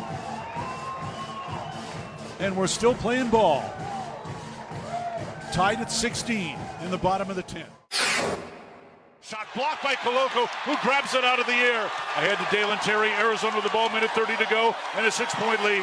Juzang working right, drives to the bucket, put up, blocked by Koloko, grabbed by Larson. Arizona ball, 38 seconds left. For Bernard. Goes right, blocked by Ballo, grabbed by Matherin. Arizona ball, 22 seconds left. Campbell down for the Bruins. Throw it out to Riley. He'll shoot the three. Blocked again by Koloko. Ballo grabs it. It's over. Championship to Tucson. Hey, sports fans, it's Rich Herrera. Thank you so much for tuning into our stream. We'll be back in just a bit. Until then, how about some Arizona Wildcat highlights? Fourth down and less than a yard. Trojans will go for it in a tie game. Slovis out of the shotgun. Step to his left. Step the handoff. It is good. Backfield and drop. No gain. Loss on the play. Cats take over. That's a huge play by Arizona. Explosive play in the backfield that time. Shot blocked by Koloko, who grabs it out of the air. Ahead to Dalen Terry. Arizona with the ball, minute 30 to go, and a 6-point lead. Juzang working right, drives to the bucket, put up, blocked by Koloko, grabbed by Larson. Arizona ball, 38 seconds left. For Bernard, goes right, blocked by Ballo, grabbed by Matherin. Arizona ball, 22 seconds left. Campbell down for the Bruins. Throw it out to Riley. He'll shoot the three. Blocked again by Koloko. Ballo grabs it. It's over. Championship to Tucson. Dalen Terry quickly the other way. Out to Tabellas. Down the lane to throw it down with the left hand. Look out. The locomotive slams it home. Hey, sports fans, it's Rich Herrera. Show will be back in just a little bit. Thanks for tuning into our stream. Until then, how about some great moments from the University of Arizona Wildcats? Fourth down and 2, Arizona. Down 14-0. Wildcats on fourth down this year are 12 of 20. Offset backfield.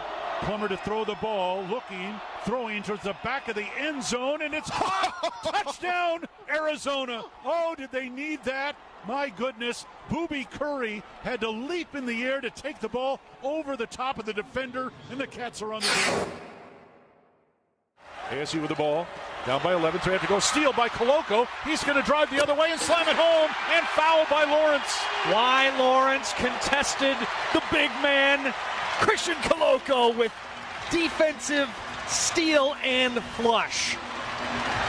Lawrence picks up his third foul. Big guys love to play point guard. Koloko looked like what, driving down that was from mid-court. 3-point lead again for TCU. Down to 30 seconds left. Matherin with the ball for the Wildcats.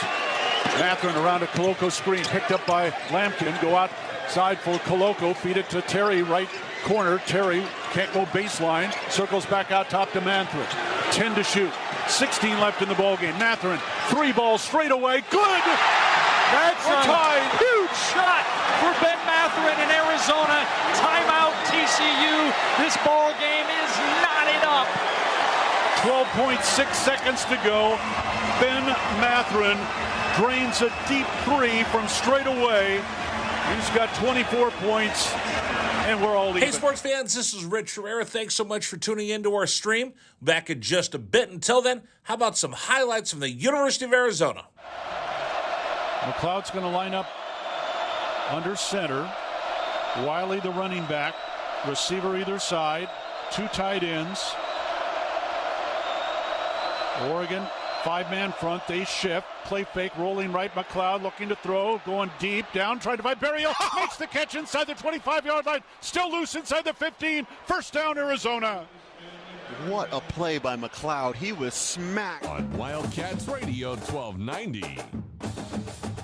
Man, this is a heck of a show today. Thanks for joining us, everybody. Number for you to appear on the program, 855. I almost gave out the number for CBS. I'm sorry. 520-848-1290. 520-848-1290. Too many Amy Lawrence shifts, right? Too many. Well, they wanted me to work. I'm like, I can't do overnight and then turn around and do the 12-hour Arizona football broadcast. Could I?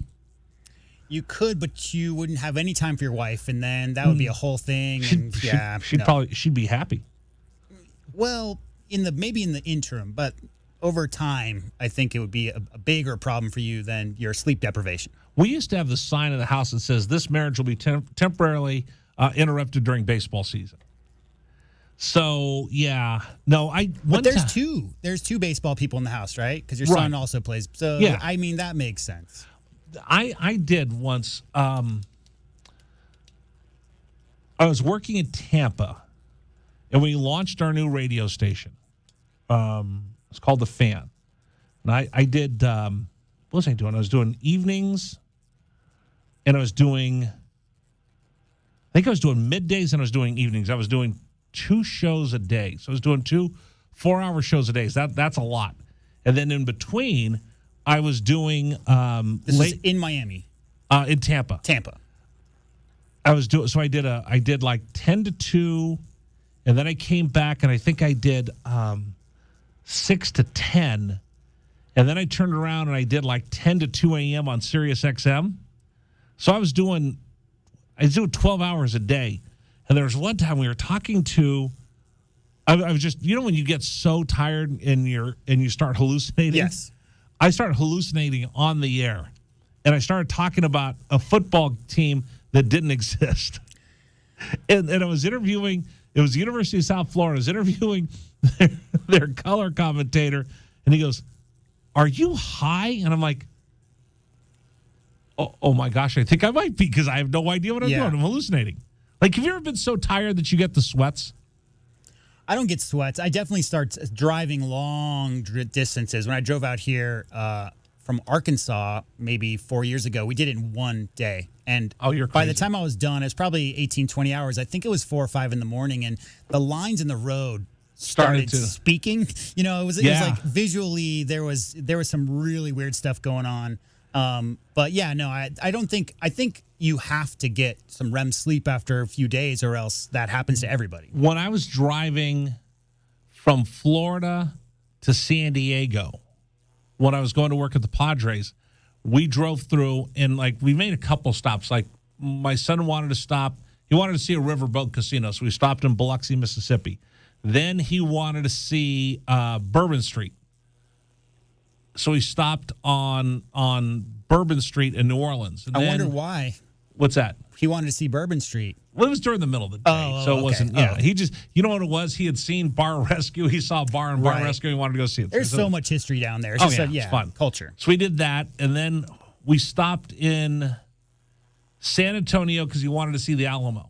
And then as we were driving through, I think we got to San Antonio, and then we pushed hard, and I said, "Well, where else do you want to stop?" He goes, "I want to go to Tombstone." So we drove, and we went south as we got into Arizona, went down to Tombstone, spent the day up there, and then we were driving up through Tucson, and we were going to try to get to Yuma. But as we were trying to get to Yuma, I'm on 8, and I'm hallucinating as we're driving. I said, "Dude, we just have to pull over. Next hotel will be fine. I can't go any further."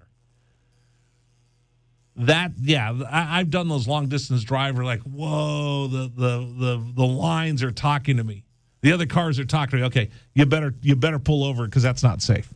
Yeah, that same trip, we were maybe 400 miles at the closest to Roswell, but we were going through New Mexico, and it was 2 o'clock in the morning. Rich, we have a lot of jackrabbits out here that are maybe 4 feet off the ground, ears included, but these jackrabbits were 9 feet off the ground, according to my head. And Paige and I were driving, and we just, were you listening to the Grateful Dead? No. I think we were listening to probably Jack White, I think is what we were listening to. But, the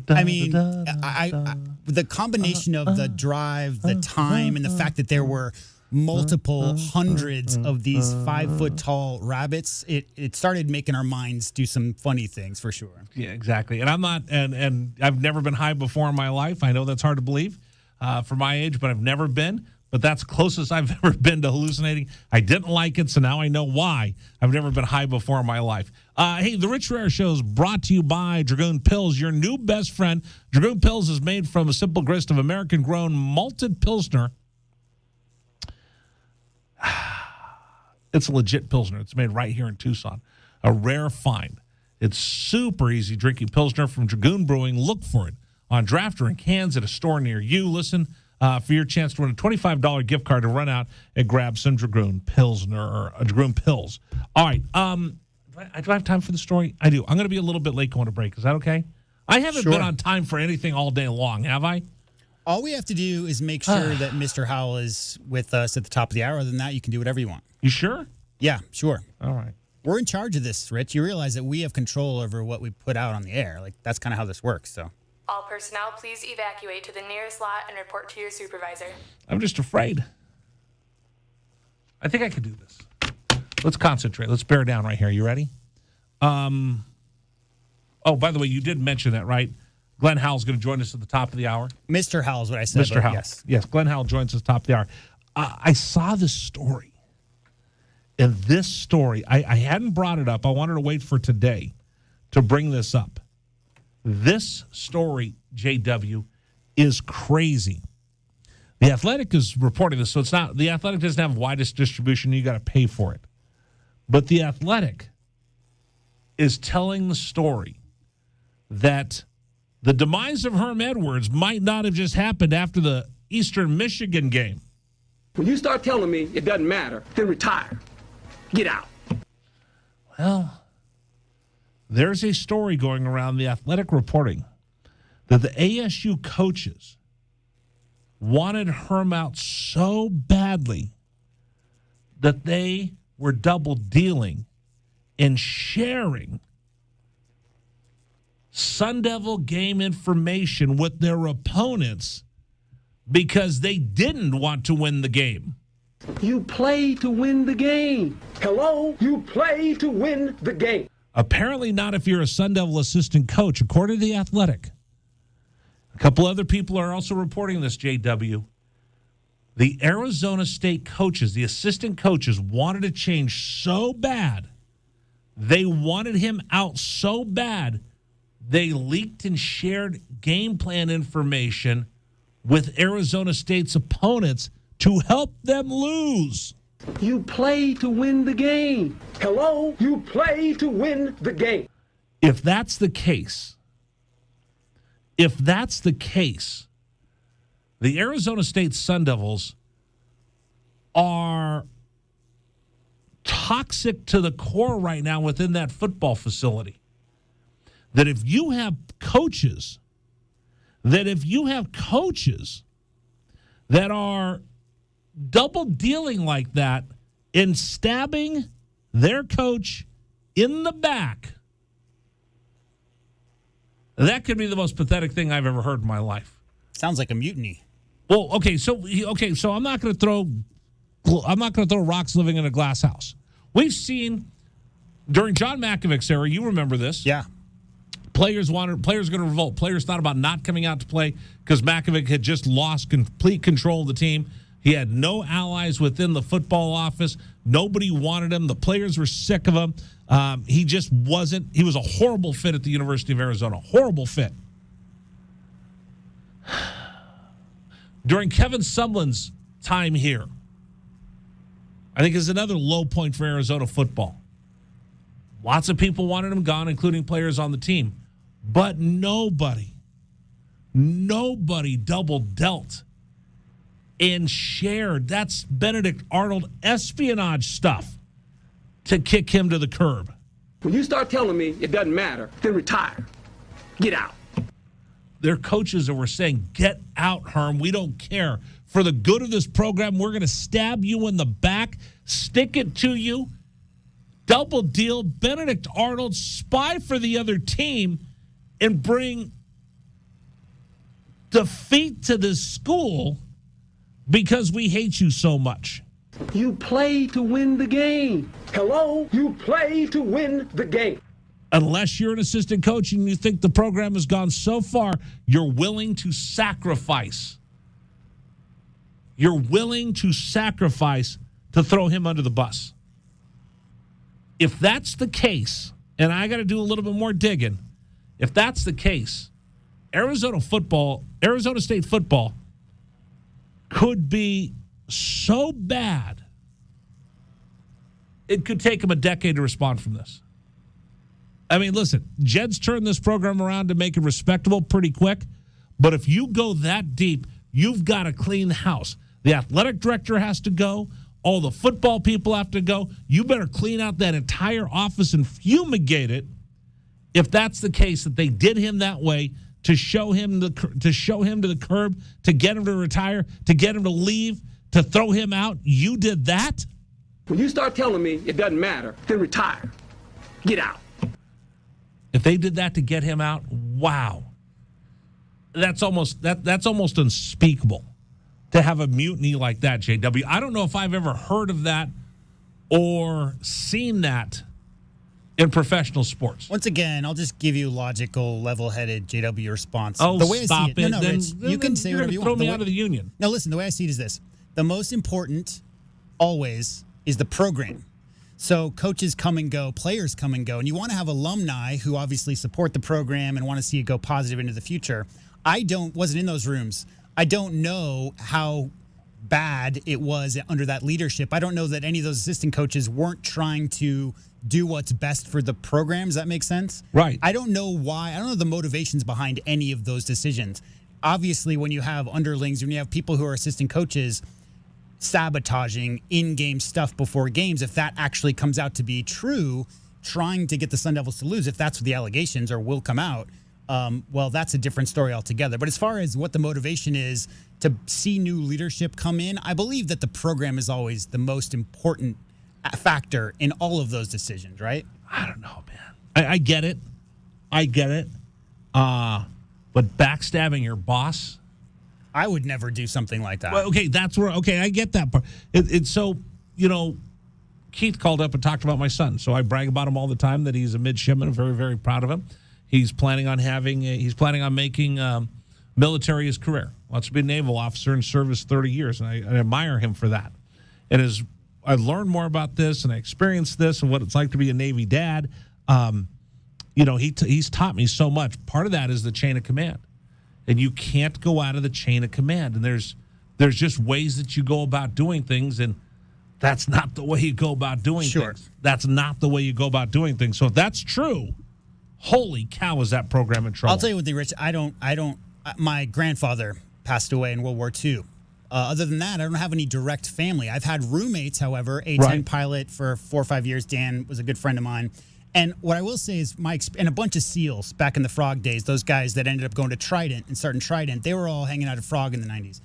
What I know from all of them, I went to Trident last night. Watched the Browns game with David Kelly. Great dudes. First and foremost, what I know is honor is the first thing that you have to have, right? Above all other things. So chain of command aside things, you have to be able to stand shoulder to shoulder with that person and know that they are 100% behind you and you are 100% behind them.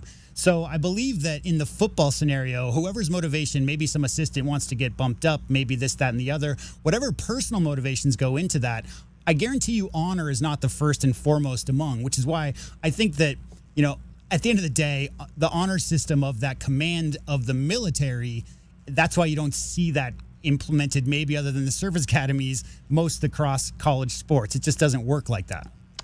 You play to win the game.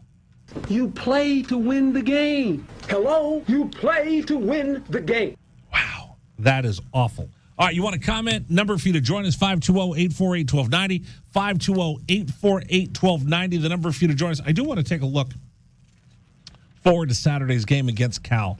Coming up in the next hour, I'm going to give you my Mount Rushmore, 4 people that have to show up for Arizona to win the game against Cal. But I do want to talk about the offense, and there's somebody that there's a lot of pressure on. There's a lot of people, a lot of eyes on. But he's not going to be the key for me for Arizona winning the game. I'll explain what I'm talking about coming up in just a second.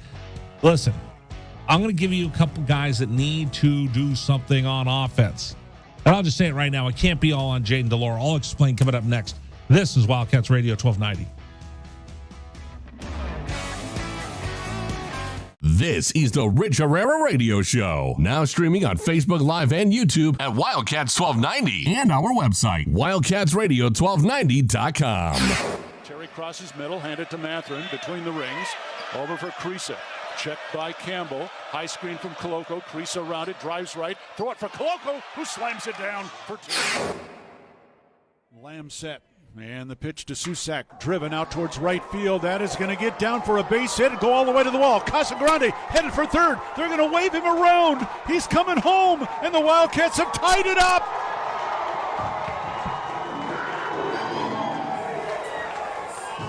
Susak with an RBI double to right center. And we're still playing ball. Tied at 16 in the bottom of the 10th.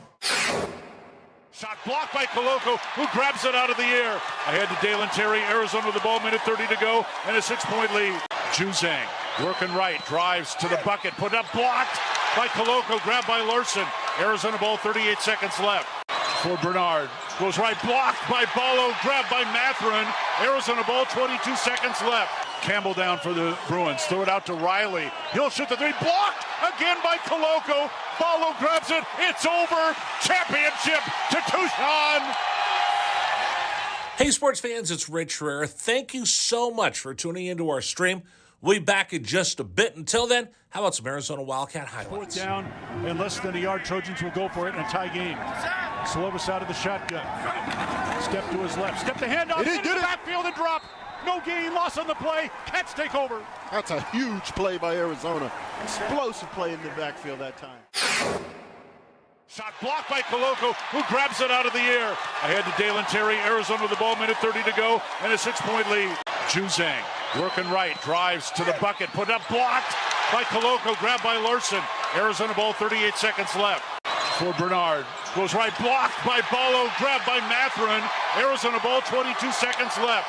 Campbell down for the Bruins, throw it out to Riley. He'll shoot the three, blocked again by Koloko. Ballo grabs it, it's over. Championship to Tucson. Dalen Terry quickly the other way, out to Tabellas, down the lane to throw it down with the left hand. Look out. The locomotive slams it home. Hey, sports fans, it's Rich Herrera. Show will be back in just a little bit. Thanks for tuning into our stream. Until then, how about some great moments for the University of Arizona Wildcats? 4th down and 2, Arizona. Down 14-0. Wildcats on 4th down this year are 12 of 20. Offset backfield. Plummer to throw the ball, looking, throwing towards the back of the end zone, and it's hot! Touchdown, Arizona! Oh, did they need that? My goodness, Booby Curry had to leap in the air to take the ball over the top of the defender, and the Cats are on the board. ASU with the ball, down by 11, 3 have to go, steal by Koloko. He's going to drive the other way and slam it home, and foul by Lawrence. Why Lawrence contested the big man, Christian Koloko, with defensive steal and flush. Lawrence picks up his 3rd foul. Big guys love to play point guard. Koloko looked like one driving down that was from midcourt. 3-point lead again for TCU. Down to 30 seconds left. Mathurin with the ball for the Wildcats. Mathurin around a Koloko screen, picked up by Lampkin. Go outside for Koloko, feed it to Terry, right corner. Terry can't go baseline, circles back out top to Mathurin. 10 to shoot, 16 left in the ballgame. Mathurin, 3 balls straight away, good! That's a huge shot for Ben Mathurin in Arizona. Timeout TCU. This ball game is knotted up. 12.6 seconds to go. Ben Mathurin drains a deep 3 from straight away. He's got 24 points, and we're all even. Hey, sports fans, this is Rich Herrera. Thanks so much for tuning into our stream. Back in just a bit. Until then, how about some highlights from the University of Arizona? McLeod's going to line up under center. Wiley, the running back. Receiver either side. 2 tight ends. Oregon, 5-man front. They shift. Play fake, rolling right. McLeod looking to throw. Going deep. Down, trying to find Berrio. Makes the catch inside the 25-yard line. Still loose inside the 15. First down, Arizona. What a play by McLeod. He was smacked, but he had the presence of mind to know where Berryhill was. He threw the ball. He underthrew the ball, and Berryhill was looking back at it and made a great play on the ball. An amazing play by Jordan McLeod.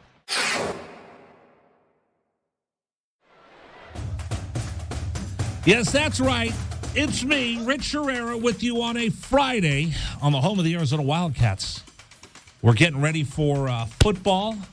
Coming up on Saturday, the Cats will take on the California Golden Bears. The only place you'll be able to hear the game, the only sports station you'll be able to hear it, is right here on 1290. Plus, we have the biggest, the best, the most powerful pregame show in the entire Pacific 12 Conference.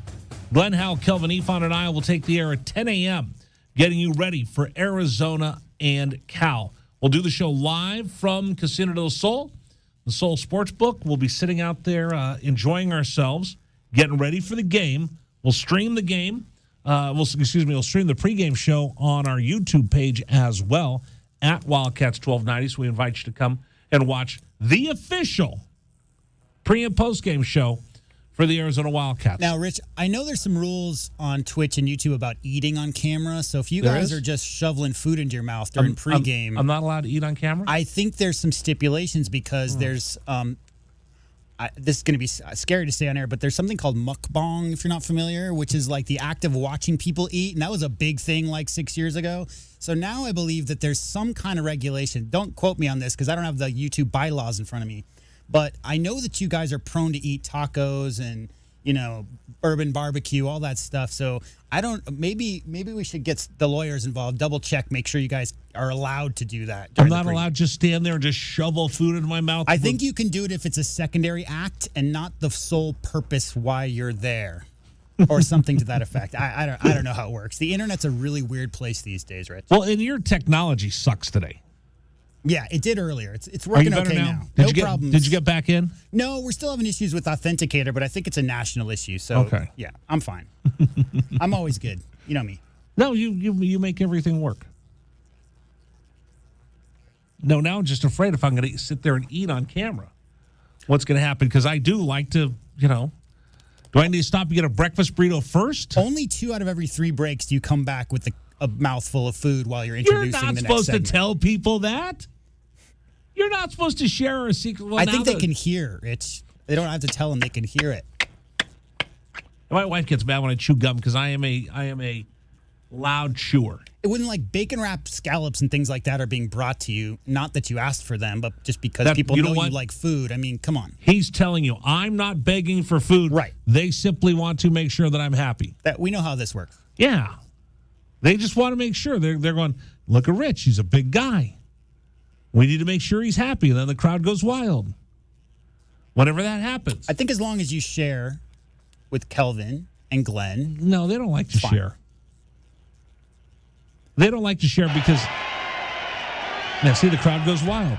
Kelvin just doesn't eat. I don't think he's had sugar for 30 years or so. No. And Glenn, Glenn's older, and I can't imagine he's had, complex carbohydrates or sugar. Do you think he does a cheat day? I don't know. I don't know Glenn's diet, but I would imagine just by knowing him for the past 6 years and seeing him every time and how amazing shape he's in, that his cheat day consists of, peanut butter and an apple or something along those lines. Right? Well, you know what? We'll ask him because he's going to join us in about 15 minutes from now. Could you imagine if Glenn, Kelvin, and I went to Golden Corral to have a contest? An eating contest? Let the games begin. I know you'd be like spotted up next to like the chocolate fountain. And I'd be a number 1 seed. Yeah, I think you'd get odds for sure. Oh yeah, 100%. I would kick butt. Although those hot dog eating contests are always won by the smallest person, not the biggest. That's the weird thing. Do you know this? Do you know this about the hot dog, the competitive eaters? What about it? They have groupies. Oh yeah. I didn't know. No. You don't like. Groupies that are really into them. Not like fanboys, but groupies that are really into them. So when I worked in baseball, we had a couple competitive eaters that we brought to the ballpark. Yeah. There were people flocking around them, wanting to spend time with them. And they got really aggressive. Do you know where I'm going with this? I can only imagine. Yeah, they had so many groupies hanging around with them. Here's my number. Call me. Where are you staying? I was like, wait a minute. I've seen these guys shovel ungodly amounts of food into their stomach, and you find that attractive? Hi, my name's Rich. It's nice to meet you. Yeah, and it's a whole thing. It's not just hot dogs, right? Because there's pasta and chili and no, because I've been to wings. I've seen a hot dog eating contest. I went to the Hooters wing eating contest. I think I've probably seen like 3 or 4 real professional eating contests. And I was just amazed. I don't want to say which one it was, but there were people just throwing themselves at the competitive eaters. Like, wow, that's amazing. I just never thought about that there would be groupies for competitive eaters. My favorite, let me preface this by saying that I love America, Rich. I was born here. I will always live here. America is the best country in the world, all that. But my favorite hot dog contest was that guy from Japan. And it's only because at the time he came, Kobayashi. Every single other competitor was 250. Yeah. And he rolled in and he was like 90 pounds and ate Just 3 times as much as they did. And it was such a, I never watched that. I have no interest in watching a person eat X number of hot dogs. But seeing the numbers after it and seeing a guy who was clearly 3 times less size than the rest of the competitors, well, I always marveled at that. Could you do it? No. I don't have any interest. I'm a chef, Rich. I'm not interested in eating. I'm interested in watching people eat something that I made and hoping that they like it. How's that? I know, but if you were a chef, would you be excited? I would. I mean, I think volume has never been my thing. I guess is what I'm saying. Like how much of something that you can eat has never been a goal that I've sat down. I've definitely, been to quite a few. I lived in Vegas for a while, as you've been there many times. What am I doing here wrong? Wait a second. Oh, am I messing this up? Did that go over the air? It did, yeah. Okay, I apologize. No, I was going to show you something. Okay. There's a girl on YouTube, right?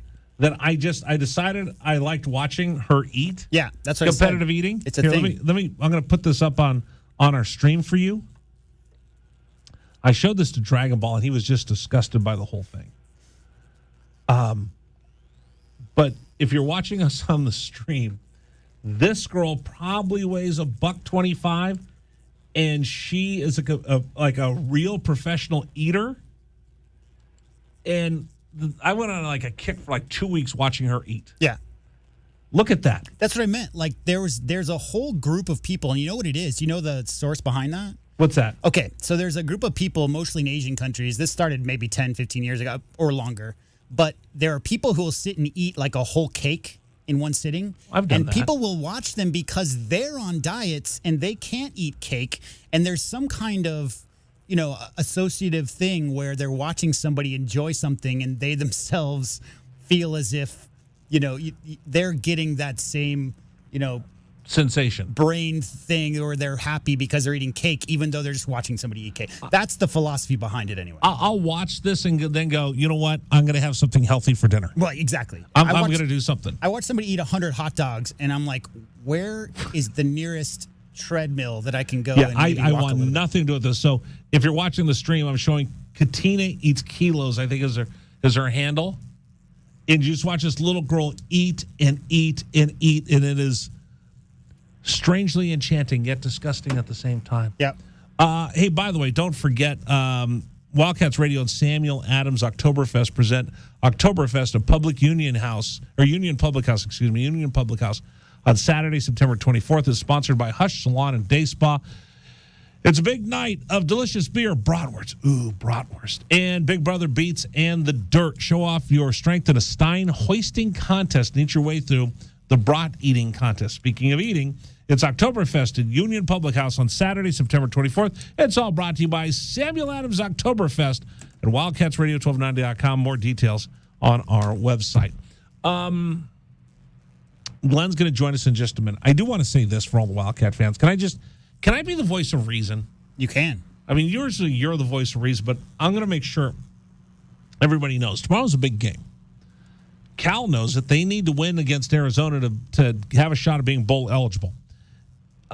It's rat poison right now, and I know I'm selling rat poison, so just stop yelling at me about that. 100% I know that I'm selling rat poison. And I'm pushing it, and I hope Jed doesn't get too mad at me for all of this. But, if you're the Arizona Wildcats, this is a huge game for you because if you win, you have a path to get you to be bowl eligible. I know it's only 3 games in the season, but they've set themselves up with a 2-1 record. The rat poison that you put out was yummy. 100%. Tomorrow, all eyes are going to be on Jaden DeLaura. But I'm going to let me just set the scene for you, Wildcat fans. Jaden DeLaura is not going to deliver you a victory. So everybody's going to look. What's Jaden going to do? Is he going to go back to what he did against Mississippi State, or is he going to go do what he did against North Dakota State? It's got to be more than Jaden DeLaura. This offense has got to be multifaceted.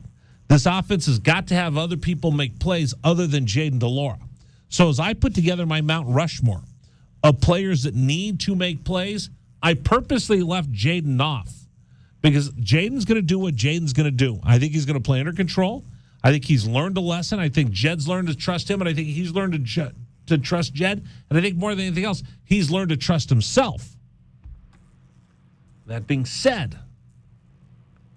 said, somebody else needs to make a play. So if you're watching the game tomorrow and you're going to put it all on DeLaura's shoulders, I'm telling you, you're missing the boat. There's got to be a couple Arizona Wildcats that make a play. We say this all the time. What Wildcat's going to make a play is what Dick Tomey used to say. It can't be just Jaden DeLaura by himself. Somebody else has got to make a play for Jaden to be able to lead this team to victory. I just want to throw that out there because the conventional wisdom around town is Arizona's going to win or lose with Jaden DeLaura. I think Jaden DeLaura gives you an opportunity to win, but I also think that he's not a one-man show and somebody else has to help him. Well, you think about that last game, Rich, and the 2 fourth-down stops, right? Big catches. Like, there were so many Wildcats who made plays. Bingo. And if that happens, you get a little bit of this. Not so fast, all three of you guys. Really? I got Arizona. There you go. If Jaden DeLaura gets some help, we'll get Arizona into the W. If you're 3-1 to begin the season, get the bandwagon ready because everyone's going to jump on it. All right, coming up, Glenn Howell's going to join us, our Arizona Insider, on Friday, and then I got my Mount Rushmore. 4 cats other than Jaden DeLaura that have to make plays for Arizona to come back with a W. Hey, don't forget, today's program is brought to you by our friends at Dragoon Pills, your new best friend. A legitimate Pilsner made right here in Tucson, a rare find. Don't miss this super easy drinking Pilsner from Dragoon Brewing. Look for it in draft or in cans at a store near you. Thanks, Dragoon Pills, for sponsoring this week's program.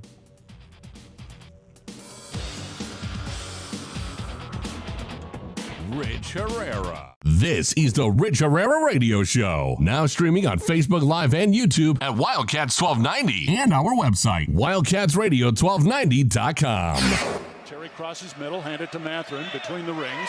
Over for Creasa. Checked by Campbell. High screen from Koloko. Creasa around it, drives right. Throw it for Koloko, who slams it down for 2. Lamb set. And the pitch to Susak, driven out towards right field. That is going to get down for a base hit and go all the way to the wall. Casagrande headed for third. They're going to wave him around. He's coming home, and the Wildcats have tied it up.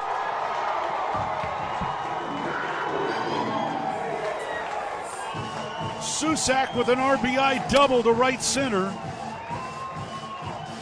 And we're still playing ball. Tied at 16 in the bottom of the 10th. Shot blocked by Koloko, who grabs it out of the air. Ahead to Dalen Terry, Arizona with the ball, minute 30 to go, and a 6-point lead. Juzang working right, drives to the bucket, put up, blocked by Koloko, grabbed by Larson. Arizona ball, 38 seconds left. For Bernard, goes right, blocked by Ballo, grabbed by Matherin. Arizona ball, 22 seconds left.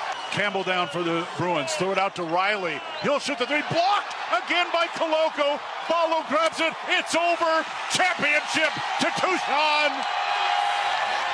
Hey, sports fans, it's Rich Herrera. Thank you so much for tuning into our stream. We'll be back in just a bit. Until then, how about some Arizona Wildcat highlights? 4th down and less than a yard. Trojans will go for it in a tie game. Slovis out of the shotgun. Step to his left. Step to handoff. It is good. Backfield and drop.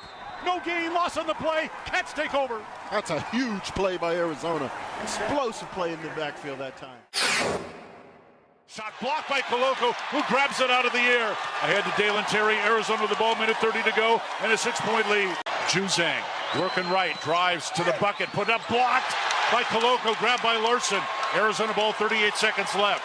For Bernard, goes right, blocked by Ballo, grabbed by Matherin.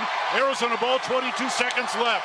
Campbell down for the Bruins, throw it out to Riley. He'll shoot the 3, blocked again by Koloko. Ballo grabs it, it's over. Championship to Tucson.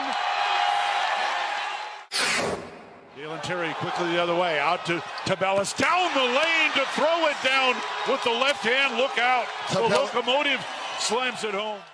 Hey, sports fans, it's Rich Herrera. Show will be back in just a little bit. Thanks for tuning into our stream. Until then, how about some great moments from the University of Arizona Wildcats?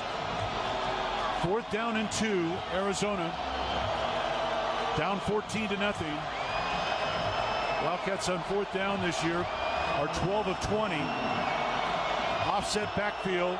Plummer to throw the ball, looking, throwing towards the back of the end zone, and it's caught! Touchdown, Arizona! Oh, did they need that? My goodness, Booby Curry had to leap in the air to take the ball over the top of the defender, and the Cats are on the board. ASU with the ball, down by 11, 3 have to go. Steal by Koloko. He's going to drive the other way and slam it home, and foul by Lawrence. Why Lawrence contested the big man, Christian Koloko, with defensive steal and flush. Lawrence picks up his 3rd foul. Big guys love to play point guard. Koloko looked like one driving down that was from midcourt. 3-point lead again for TCU. Down to 30 seconds left. Matherin with the ball for the Wildcats. Matherin around a Koloko screen, picked up by Lampkin. Go outside for Koloko. Feed it to Terry, right corner. Terry can't go baseline. Circles back out top to Matherin. 10 to shoot. 16 left in the ballgame. Matherin, 3 balls straight away. Good! That's We're a tied. Huge shot for Ben Matherin in Arizona. Timeout TCU. This ball game is knotted up. 12.6 seconds to go. Ben Matherin drains a deep 3 from straight away.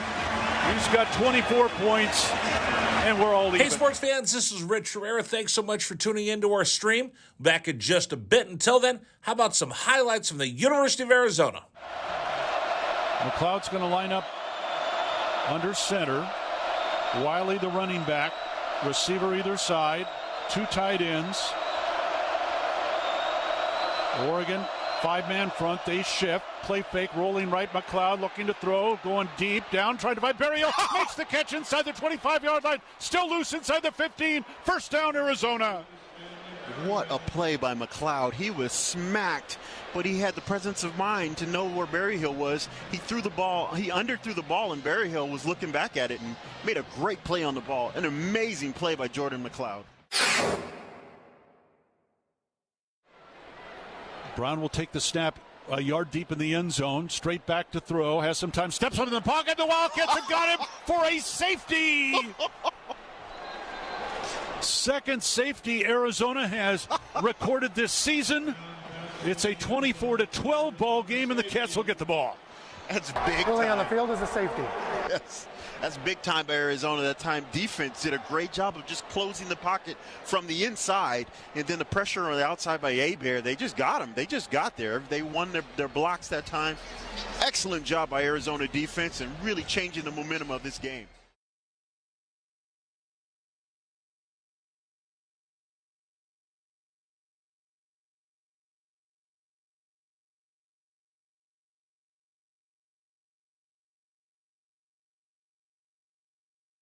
It's on Wildcats football and the Pac-12. So bear down, Tucson, and let's talk Arizona football.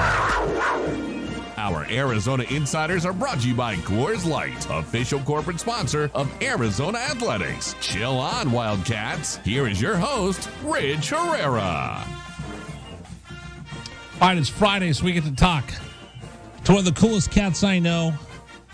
Tom Selleck is jealous of his mustache, as is Rooster from Top Gun Maverick, because he's been rocking it longer than all of them. I think he actually started growing the mustache out when he was in the 3rd grade. Ladies and gentlemen, the one, the only, Glenn Howell joining us here on Wildcats Radio 1290. Glenn, how are you? Bear down.